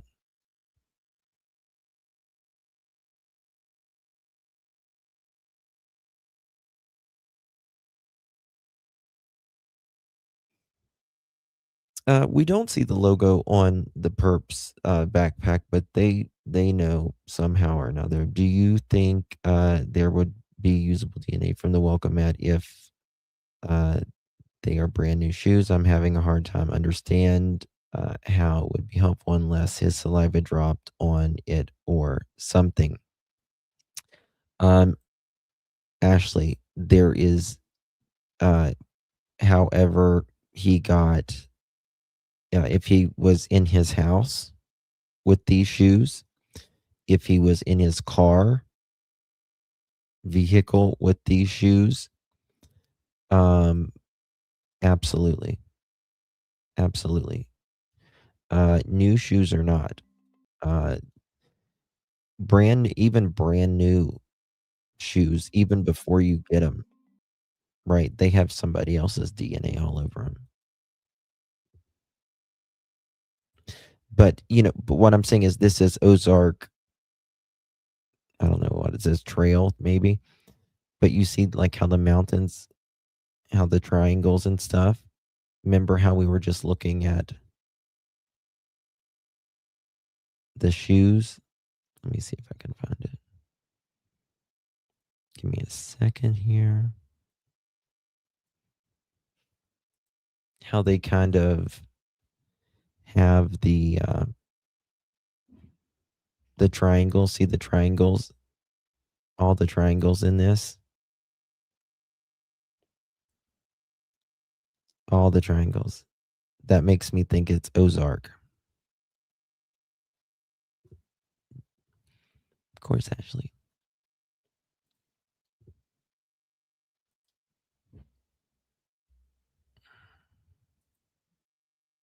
Here's the back.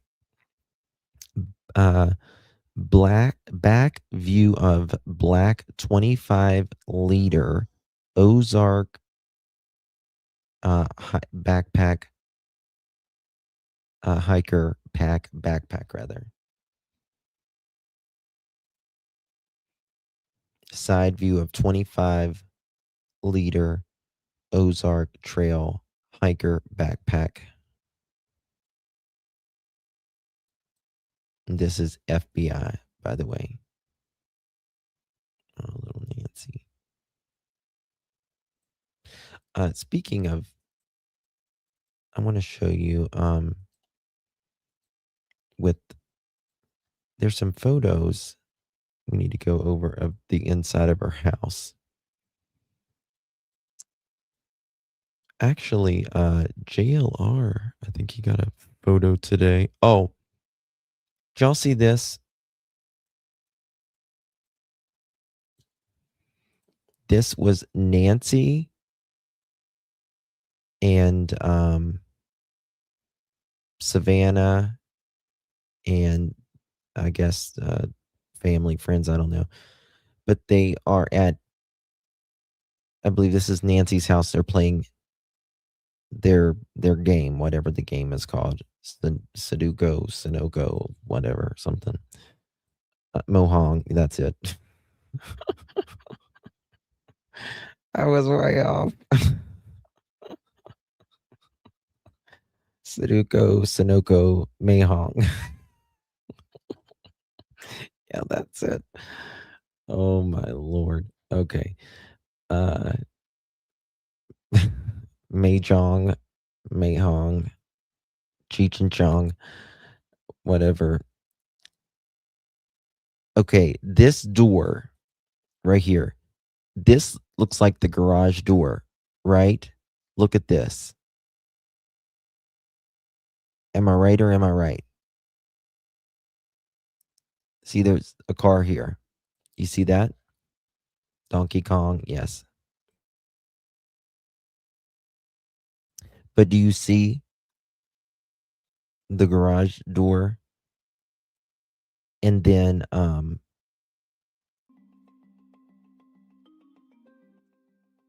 so when she walks in the house, Justin, you're correcting me. I still don't know how to pronounce it. I don't either. How could he could have bought it online? Oh yeah, yeah. No. This is not a sliding door. No, to me this looks like the kind that's got the blinds built in, or just has a pane there, a glass pane. Is this like a?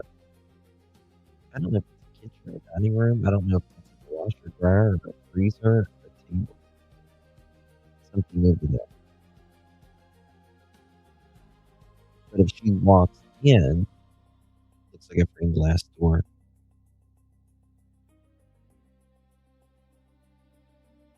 Let me see. Give me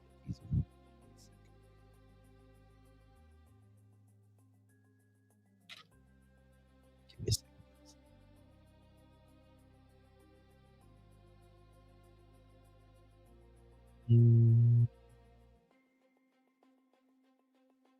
Okay.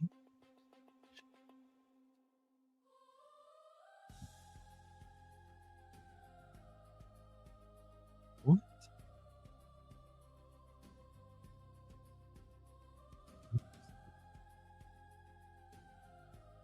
Sometimes when I go to a news station,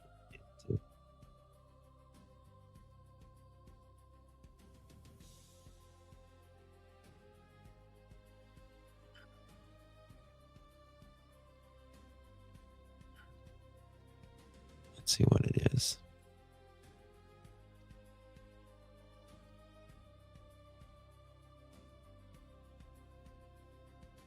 These are on their way. Until you remember. Is this live or? Oh, I don't think it comes on exactly at 10 o'clock. And the PIMA County, Arizona sheriff is facing a recall hearing next week over his handling of the high-profile Nancy Guthrie case. The mother. Is this new? Senior national correspondent Brian Entin just interviewed somebody close to that case. Okay. Who claims the first responders didn't know anything they were doing when they went to the Guthrie home.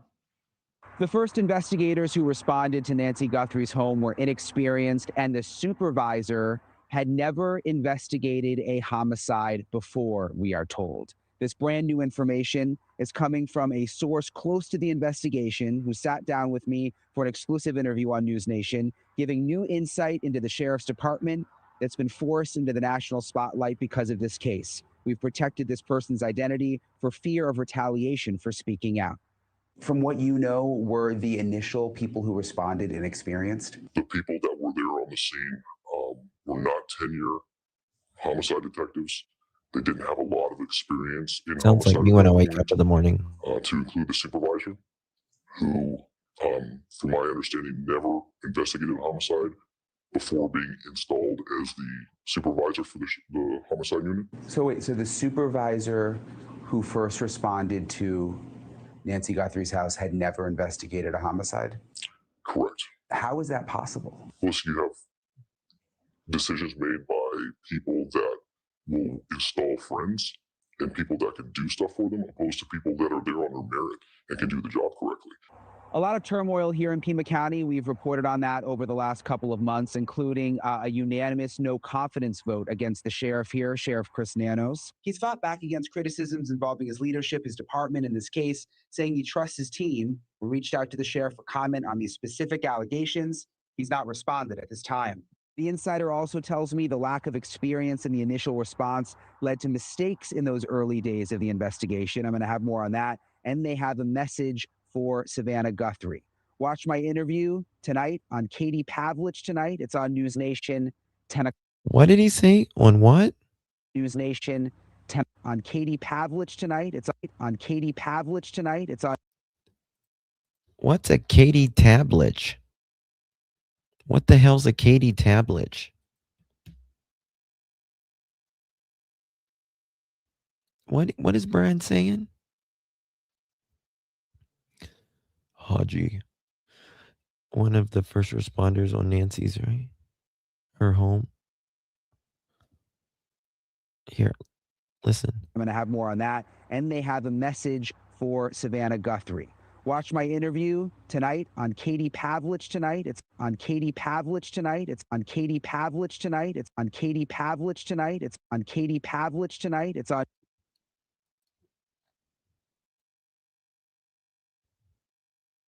Katie Tablich? Katie Pavlich? Okay.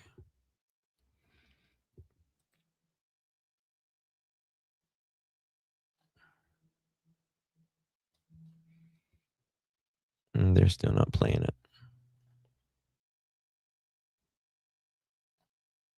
No. Did they play it yet? Nope. Still haven't played it. Who knows when it's going to play?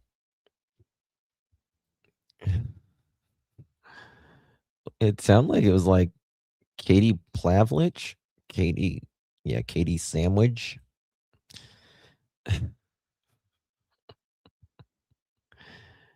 Found a Katie Cable. She's on new name. I was like, huh? What the hell's that? Okay. So, did you guys see this? What's a Katie Pavlich? It sounds like a. Never mind. I'm not going to be mean because nobody can help their name. Justin, can you put up the picture again in the kitchen? I wonder how old it is. Well, here, look at this. I just realized what it is. This is an old picture, in my opinion. Now watch this. Hold on. Follow me. Follow me, children of the Gorn. Here we go. This is the same area, in my opinion. And I'm not talking about Katie Pavlich.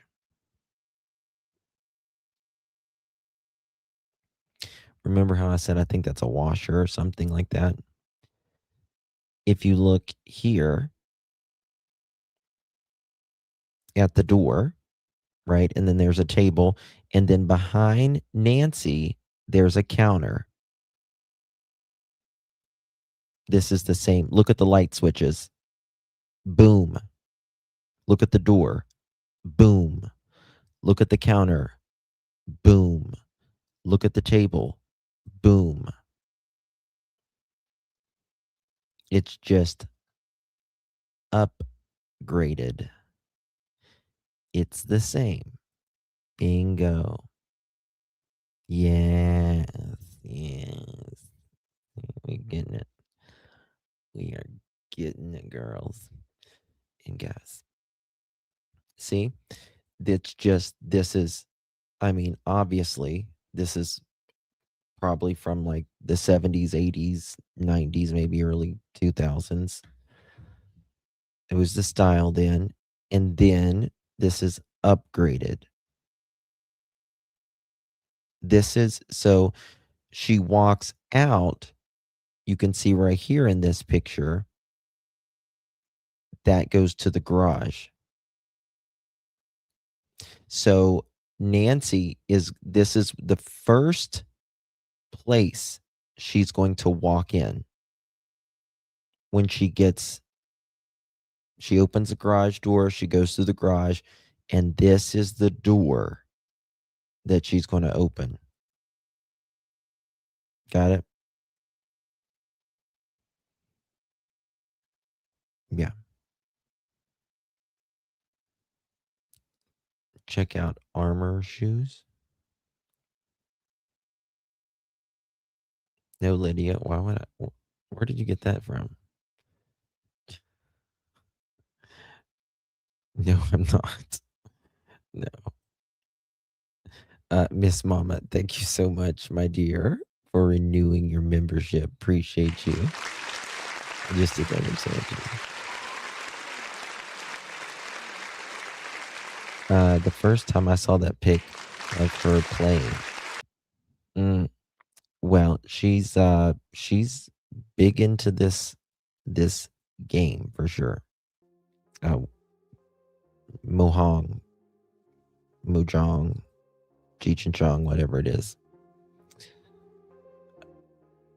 But okay, now look. Thank you so much, Ms. Mama. Trying to fix something. Okay, so we can agree that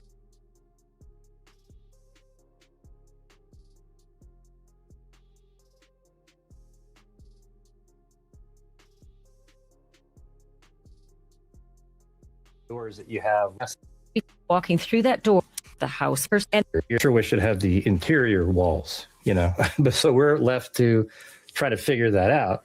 And that door that we were just seeing is right here, and so that's going to inside the garage. Right, meaning if you drive into the garage and then you got out of your car and kept walking forward, that would be, point to that again, put your cursor where that was again. You would be walking through the door to the interior of the house from the garage right there.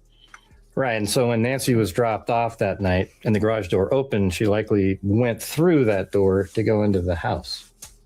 So can you flip to and knowing now that you'd be walking through that door, and that it's not that little blue door that we've all been looking at in the backyard, flip to the inside, or should we flip to the inside of the house so we can see what you're referring to by the way you get from the garage into the house and where it lands you. So I think this is it right here. So this, I believe that this image right there, now you see that there isn't glass on the lower portion of it. Right. Because that door looks like one of the newer type of doors that you have with the blinds inside the glass. That's what I just said a minute ago. I don't know if it's the same. I have a door very similar to this, and it's got like the blinds built in, but then there's some that's just got the big glass. But looking, you can see from outside the garage when the FBI is in that garage, and it does look like the ones with the blinds built in. I agree. And so I think this is an area where you come into the house and then you turn to the right and it heads towards the back. Now, if you look way back there, you can literally see the cement wall in the backyard there. There's a door right here. This is the side door. You get what I mean? This is the one on the side of the patio. The one on the patio, like the porch, it's on the side wall right there. So it is the correct, I really believe this is an image from inside the house. Yeah, the orientation is correct. And also just note for a minute, if you will, again, it's a little bit disorienting because it's not what we all thought. If you were to walk through that door, and we're going to presume here, because Gray and I have not been in the house, so we're just going by the outside plans, where the windows all fall, and these interior photos, which could be very old. So you've walked. No, this right here goes to the garage. There's a door, you see right here where this yellow mouse is. there's a door. You can't see it, but there's a door right there. Walked in that door, and if it is the garage, you've walked straight along the length of the car and into the kitchen, and you turn to the right. And if you walk along those cabinets, you can see there's no windows there, so you're presumably walking along the nose of the car, and then maybe the nose of another car. You're walking along the front of the garage there, which is why there's no light coming in that side. But that would, as Gray just said, land you at the back of the house as you get to those windows. And you can see right there, it does go around. See it right there, it would go around the corner, and that does match the map, right? So see right there, it comes around. Yes. So it's looking pretty good. The window's kind of weird though. No. Here's the garage door, or here's the garage. It doesn't show doors or walls in this plan, but then there's like a door here where my mouse is, and then here's the kitchen, and then back here's the patio, right? And then there's a door right here where it says 7-8. There's a door right there, and there's that door with that little room beside the garage. All right. And then there's another door here somewhere.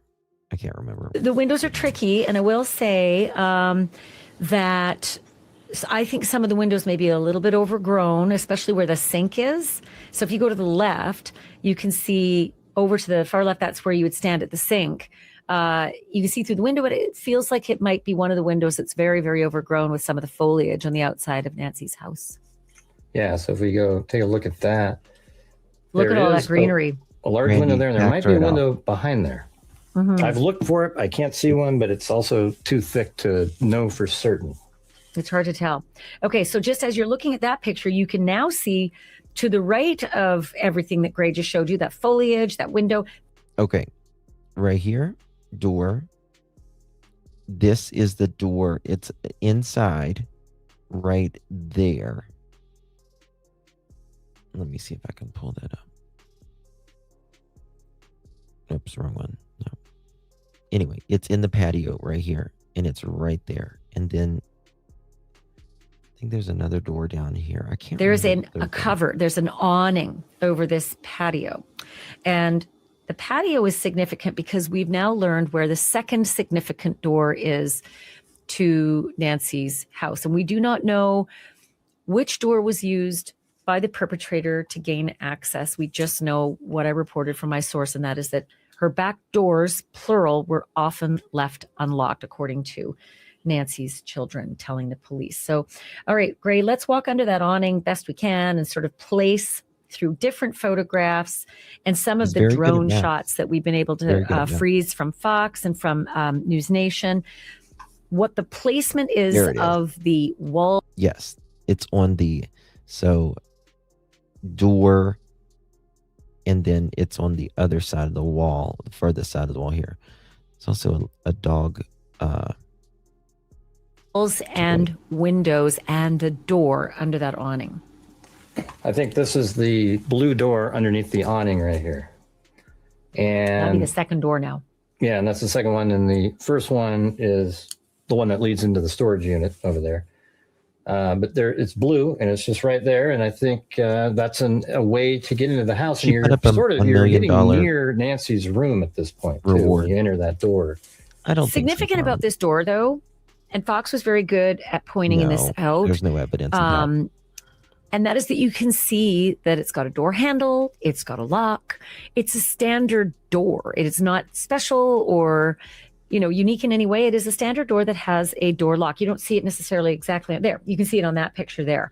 You can see the handle, and again, it breaks my heart to think that this might have been one of the doors that he used to get through, given that it is a locking door. You can see just barely a little deadbolt.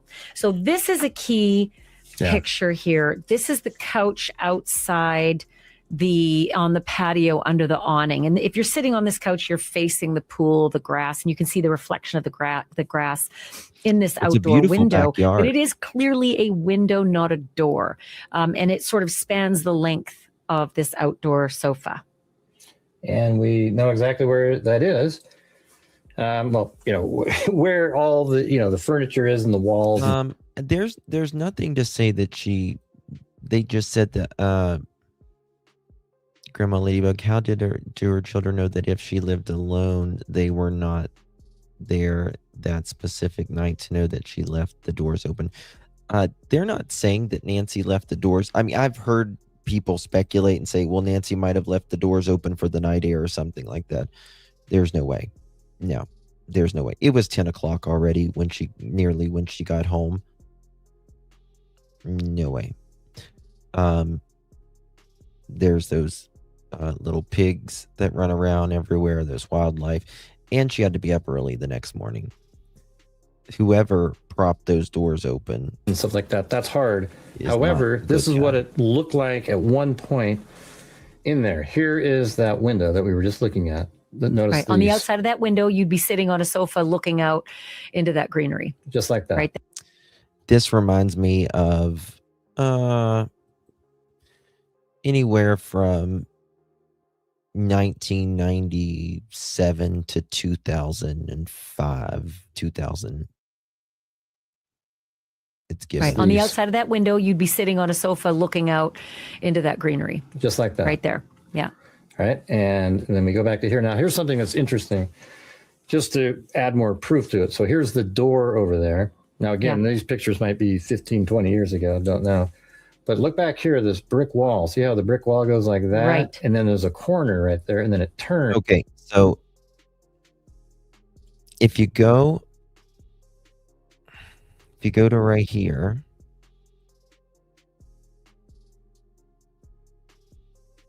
let me find it. It's like that. Right there. Yeah. All right. And then we go back to here. Now, here's something that's interesting. This is her back patio. This is the wall. Over there's the pool. Add more proof to it. So here's the door over there. Now, again, these pictures might be 15, 20 years ago. Don't know. But look back here, this brick wall. See how the brick wall goes like that? Right. And then there's a corner right there, and then it turns. So if we go back up to Google Earth and flip around, right there, there is the wall, the corner, and then it turns. Yeah. So it's definitely the right space, and that's where that window is right there, and that door is right in here. Mm-hmm. And that door, if you were to walk out the door, you would immediately see a brick wall on your left, and that's the brick wall of the, I believe, the bedrooms that start in the farther part of the home. See that brick wall through the window of the door right there? You open the door, and you got literally a brick wall on your left, which appears to be maybe the bedrooms. Which is right there, yeah. Right, yeah. Okay. All right, so that's door number 2, and we've assessed where those windows are. And to the left, Gray, to the left of that patio furniture, I was thinking, well, maybe there's another door that goes closer into where the kitchen is. And under that awning, Let me just show you something. You see, if they took her out the back, right? If they took her out the back and the patio, they've got to go through all the patio. They've got to walk through the lawn, up on the sidewalk, or through the bushes, through this. It's kind of zigzaggy. And then there's a gate, and then you can go out. This is the reason why they took her out the front door, because they could pull up the car right there to the sidewalk, and it would be closer without maneuvering left and right. Another door that goes closer into where the kitchen is. And under that awning, many of the drone shots, very, very hard to see, but Mo Moran, who's one of the greatest photographers of all time, and I've worked with him many, many days, he was able to get his drone to look to the left under the awning, and it is just a straight up brick wall. There is no door.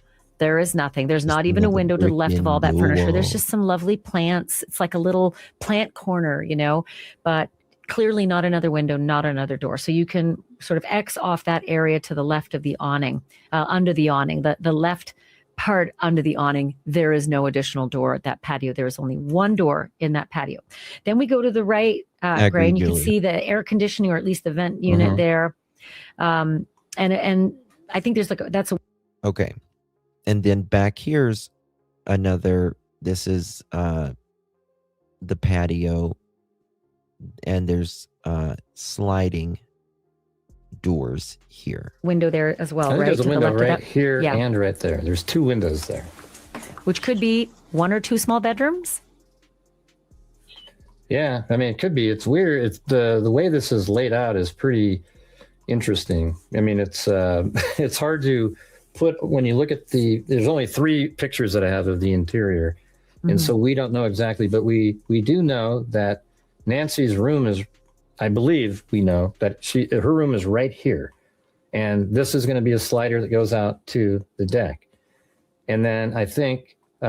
We don't know. We assume based on some Right. things you're going to show us. Basically, we've got a few ideas of what the interior looks like based on these photos that Gray has been showing you. Also, the Today Show segment that she did. What was it? 2012. I'm trying to remember the date. It was a long time ago. 2013 maybe. Yeah, and Close. she did a Today Show segment on how to make your bed. And so they had a live camera see in her this? bedroom you when see this Savannah now? and her co-anchors. It was just sort of a fun segment on the best protocols for making a good bed. And it was really sweet. But that window, Gray, that you're basically front and center is an important window to look at based on the pictures that we saw on the Today Show segment. Right. And I think the headboard is just right over here. So there is a space here that could be a bathroom, another bedroom. We don't know. Like these windows here go to a different room that's not Nancy's room.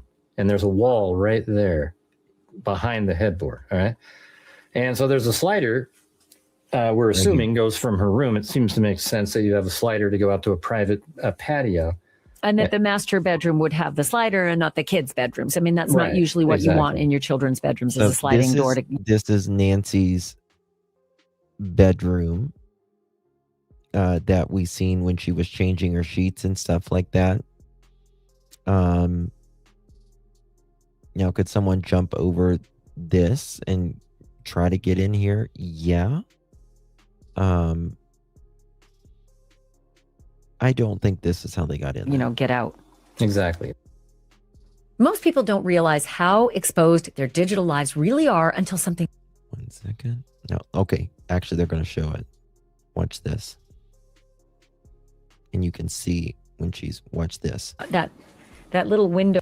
Do you have that still shot from the Today Show that shows sort of where Nancy was standing? Yeah, let and me it shows grab that it. window on that little window up.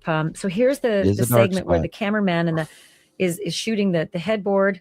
Yeah. Do you want me to leave it here? I think there's another one that's a little bit more to the left. See, these are the sliding doors right here. Further Off into to the left, you see the window. Yeah, right that goes there. out to the side of the house. Yeah. Mm-hmm.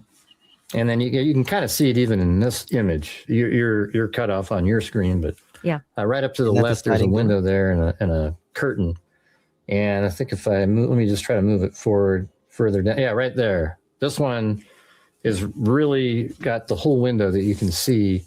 And then you can see And how so the close- headboard, just so people know, the headboard, Nancy's headboard, would be a wall, perhaps with the next bedroom over. I wonder if she still had the same, the same bed and stuff.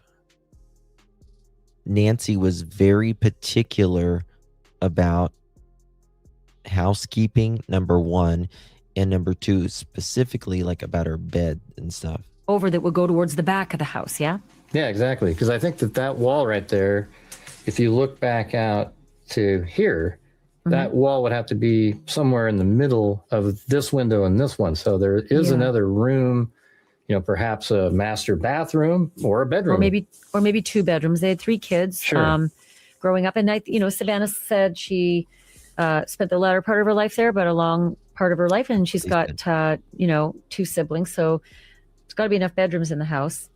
But I think you're right. I think that slider is most probably into a master bedroom than a kid's bedroom. So now this you were one going was to her tell bedroom. us about the adjacent. That was Because actually that's her door number 3 now, right? We've gotten to that door. Hold on. You see how they can just pull up right here? They could open up a door or the trunk and just put her in. About the Here's that patio right there.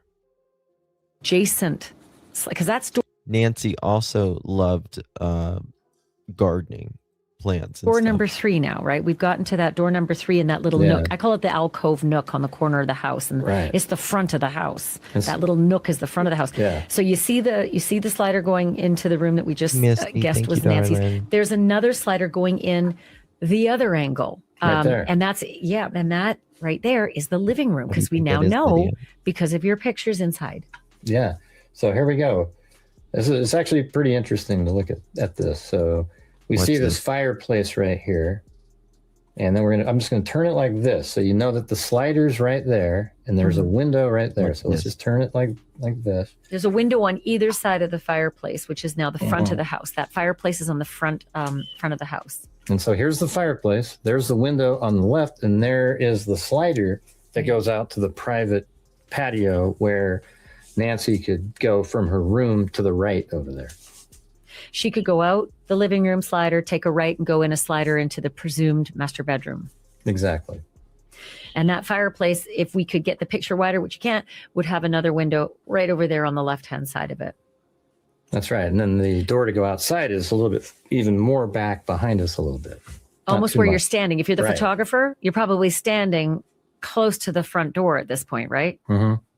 So like that shot was. I've not seen though, but I've heard that Nancy was going to was thinking about selling her house at one point, but didn't. Taken from probably somewhere like this, but inside the home. There's the chimney. And then there's the arches right there that goes inside the house. So we couldn't see this window, so we were probably like right here inside the house. So that is door number 3. And are we at door number? I think it was number 4. This is 4 2, here. 3, and 4. Yeah, door number 3 was the presumed master bedroom. Door number 4 is the living room slider. 2 sliders. Door number 5 is, of course, the front door. That's it. Yeah. Very, very tricky to sort of navigate all of that. But yeah, it was pretty recent. I don't know how often you've done these stories where there's been burglaries or missing people or murders or, some kind of terrible crime. But so many law enforcement officers I've spoken with, federal level, local level, state level, say sliding doors are usually a culprit. People just forget about the locks on the slide. They're usually a latch. It's a little different. It's usually like this little latch thingy that kind of, or sometimes you can push them up or push them down. But I just don't think it's a sliding door that they got in. I don't.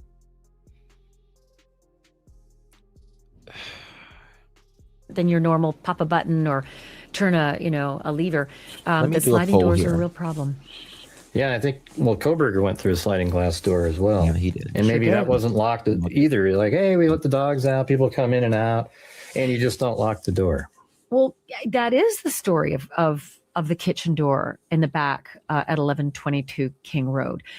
They never locked the back door. Every friend of theirs said it was open. You were always able to go in and out. And honestly, at a student house, you would just do that. You would think you would do that. Maybe 5 girls living together. Yeah. Maybe that would be a little bit more tricky. You would think about security more. But honestly, there were just so many kids that came and went. It didn't seem like it was a problem to leave that slider open. Yeah, exactly. And then in this case, you have 2 sliders where you're surrounded by a wall. So you would probably think, what did I do?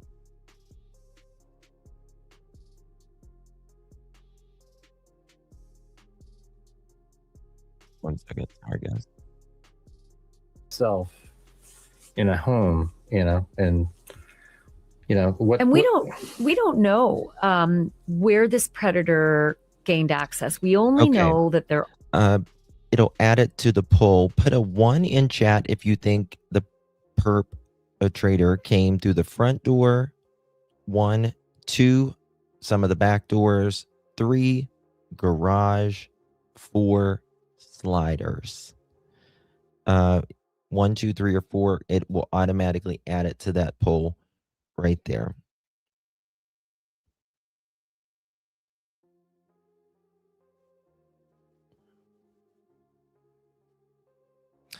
pretty unanimous. Interesting.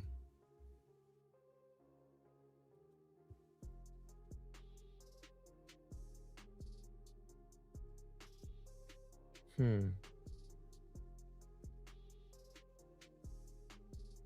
mean, he could have came through a window for all we know, but I don't. Are those two sliders, right? And that Nancy left her back doors, plural, open very regularly, which would have been a door that would have gone into the garage. And so many people leave their garage doors to their homes open as well. Very few people think to lock the door that goes out into your garage, because your garage seems like a sacrosanct place as well. Well, what door do you think was the one that was left wide open now? I mean, at this point, I think it may have been that one next to the patio furniture, because. So this is what confuses.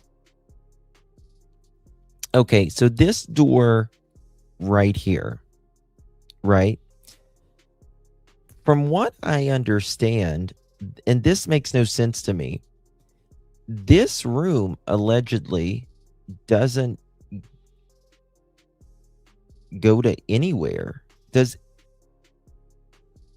Right? Like if you look at the model, let me show you. If you look at the model here,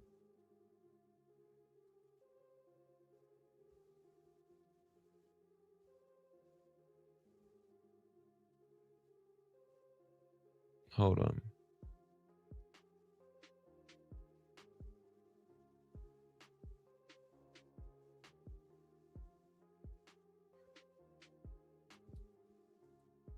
Does that go into the garage? See, I was thinking it was, I seen a thing where it just showed, okay, right here. See the garage? Am I looking at this wrong? See the garage? And then there's a line there, which usually is a wall. And so I was thinking it didn't go to the garage. And if it did, if it doesn't go to the garage, why would you keep that door open? Right? Why would you open that door? You would either not know this house, or you need something in there. 8 foot by 6 foot. 20 more legs. You're amazing, Green Eyes. Or hiding in there. I don't think she left the doors unlocked either. Yeah, I agree. But then, yeah, like it's weird how those are. And again, you see over here, this is not a completely accurate, because there's no bedrooms or anything. So this could be wrong.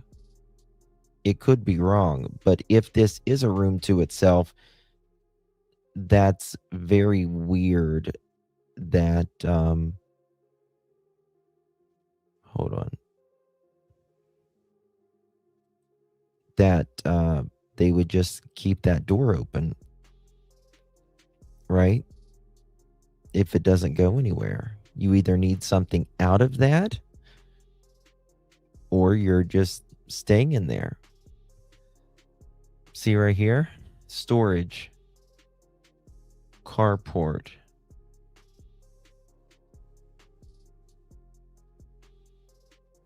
I don't get it. I really don't get it. All right, watch this. You see, this is the door that goes to the kitchen. That goes where Nancy and them was sitting, right there. where they was playing their game. Oh, inside of here. Yeah, go to the left of the wood pile and the back wall. Like the back wall, what are we seeing over there? I see. It looks like that's a fan. It looks like, or it looks like that's either a fan or one of those like cat wheels, exercise wheels or something. Is that a fridge to the right? Some wheels. I don't see a fridge. That's the door. Or either weights or a wheel on the ground there. What do you think? Is it just storage? Like it's a brick wall next to a plaster wall, right? Yeah, it's just brick wall, the same wall. It looks like it's made out of the same stuff that the garage is. Was it indented? Yeah, maybe. It's really maybe hard to tell. You know what's interesting to me? And this may be nothing. It may absolutely be nothing. And it could have been the crime. It could be the crime scenes bottle where they're spraying chemicals. But I don't see Nancy ever leaving a spray bottle like that. I just don't see her leaving it on the ground like that. Because she's meticulous.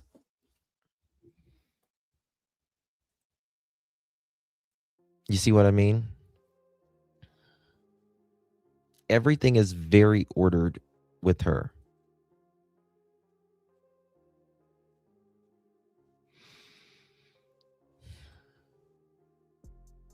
Even the broom is kind of knocked down. And it would be a trip hazard in that broom as well. But again, that could be the crime scene. They could be spraying a chemical on it. But I don't see her even leaving. Nancy's not going to do that, I don't think. I think they're checking that floor. Well, they were really looking at something. And you know something here? Which garages can have these, but you see these spots right there? It could be something. It may just be where they're checking something. Maybe oil, could be dirt. And then if you see through here, you can see like where they wet it or something. Or see that?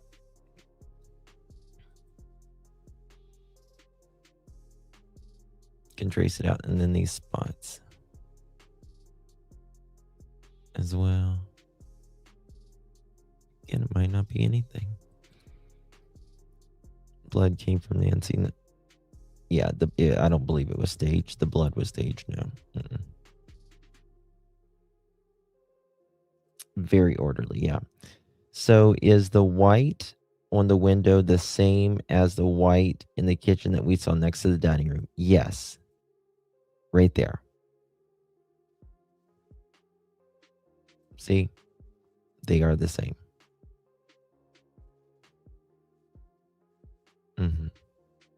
This is the outside, inside, like looking inside the garage. And this is the other side of it in the kitchen. You see, I mean, you can tell they're playing their games. She's got coasters. She's got lemon water. Everything is nice and neat. Very orderly. She's got her smartwatch on too. Did y'all notice that? She's got her smartwatch on. She's got a bandage right there. You know, this makes me, I think this might have been, I wonder if this was in October when she was out there.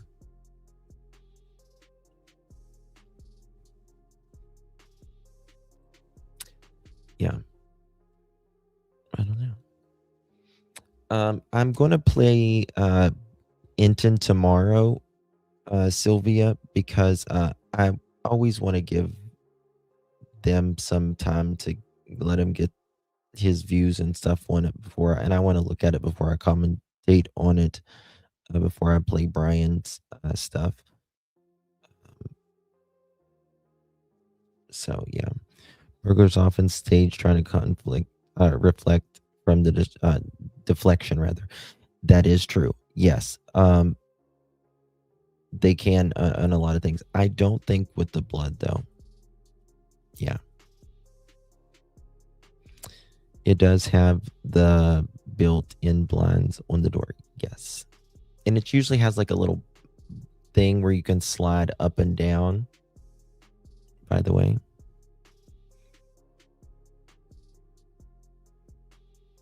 Hey, Joe. Good to see you, my friend. All right, y'all. That's going to be it for me this evening. You guys are amazing. Really, really do appreciate you. Make sure you go over to Brian Inton's channel or News Nation. And Brian's got a new video up. Let me see if it's out. Yeah, I'll drop the link so you guys can head right over there. Yep, here it is. Stores close to the Nancy Guthrie investigation has message to Savannah and major concerns, day 61. Here it is. We'll discuss some of it tomorrow. There's Brian Inton's.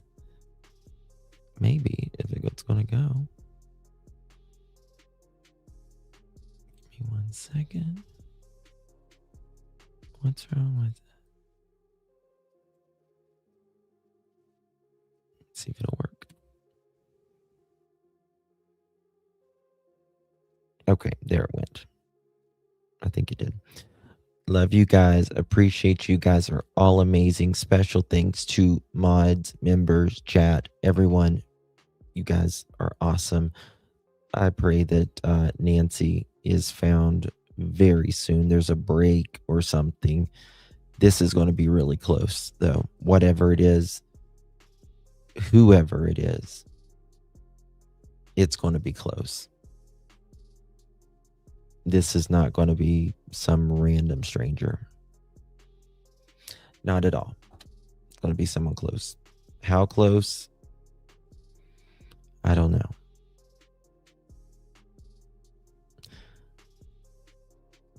Thank you, second to no one. Love you, darling. Love you guys. Appreciate you. Get some rest, everyone. Justice for Nancy. Good night and God bless.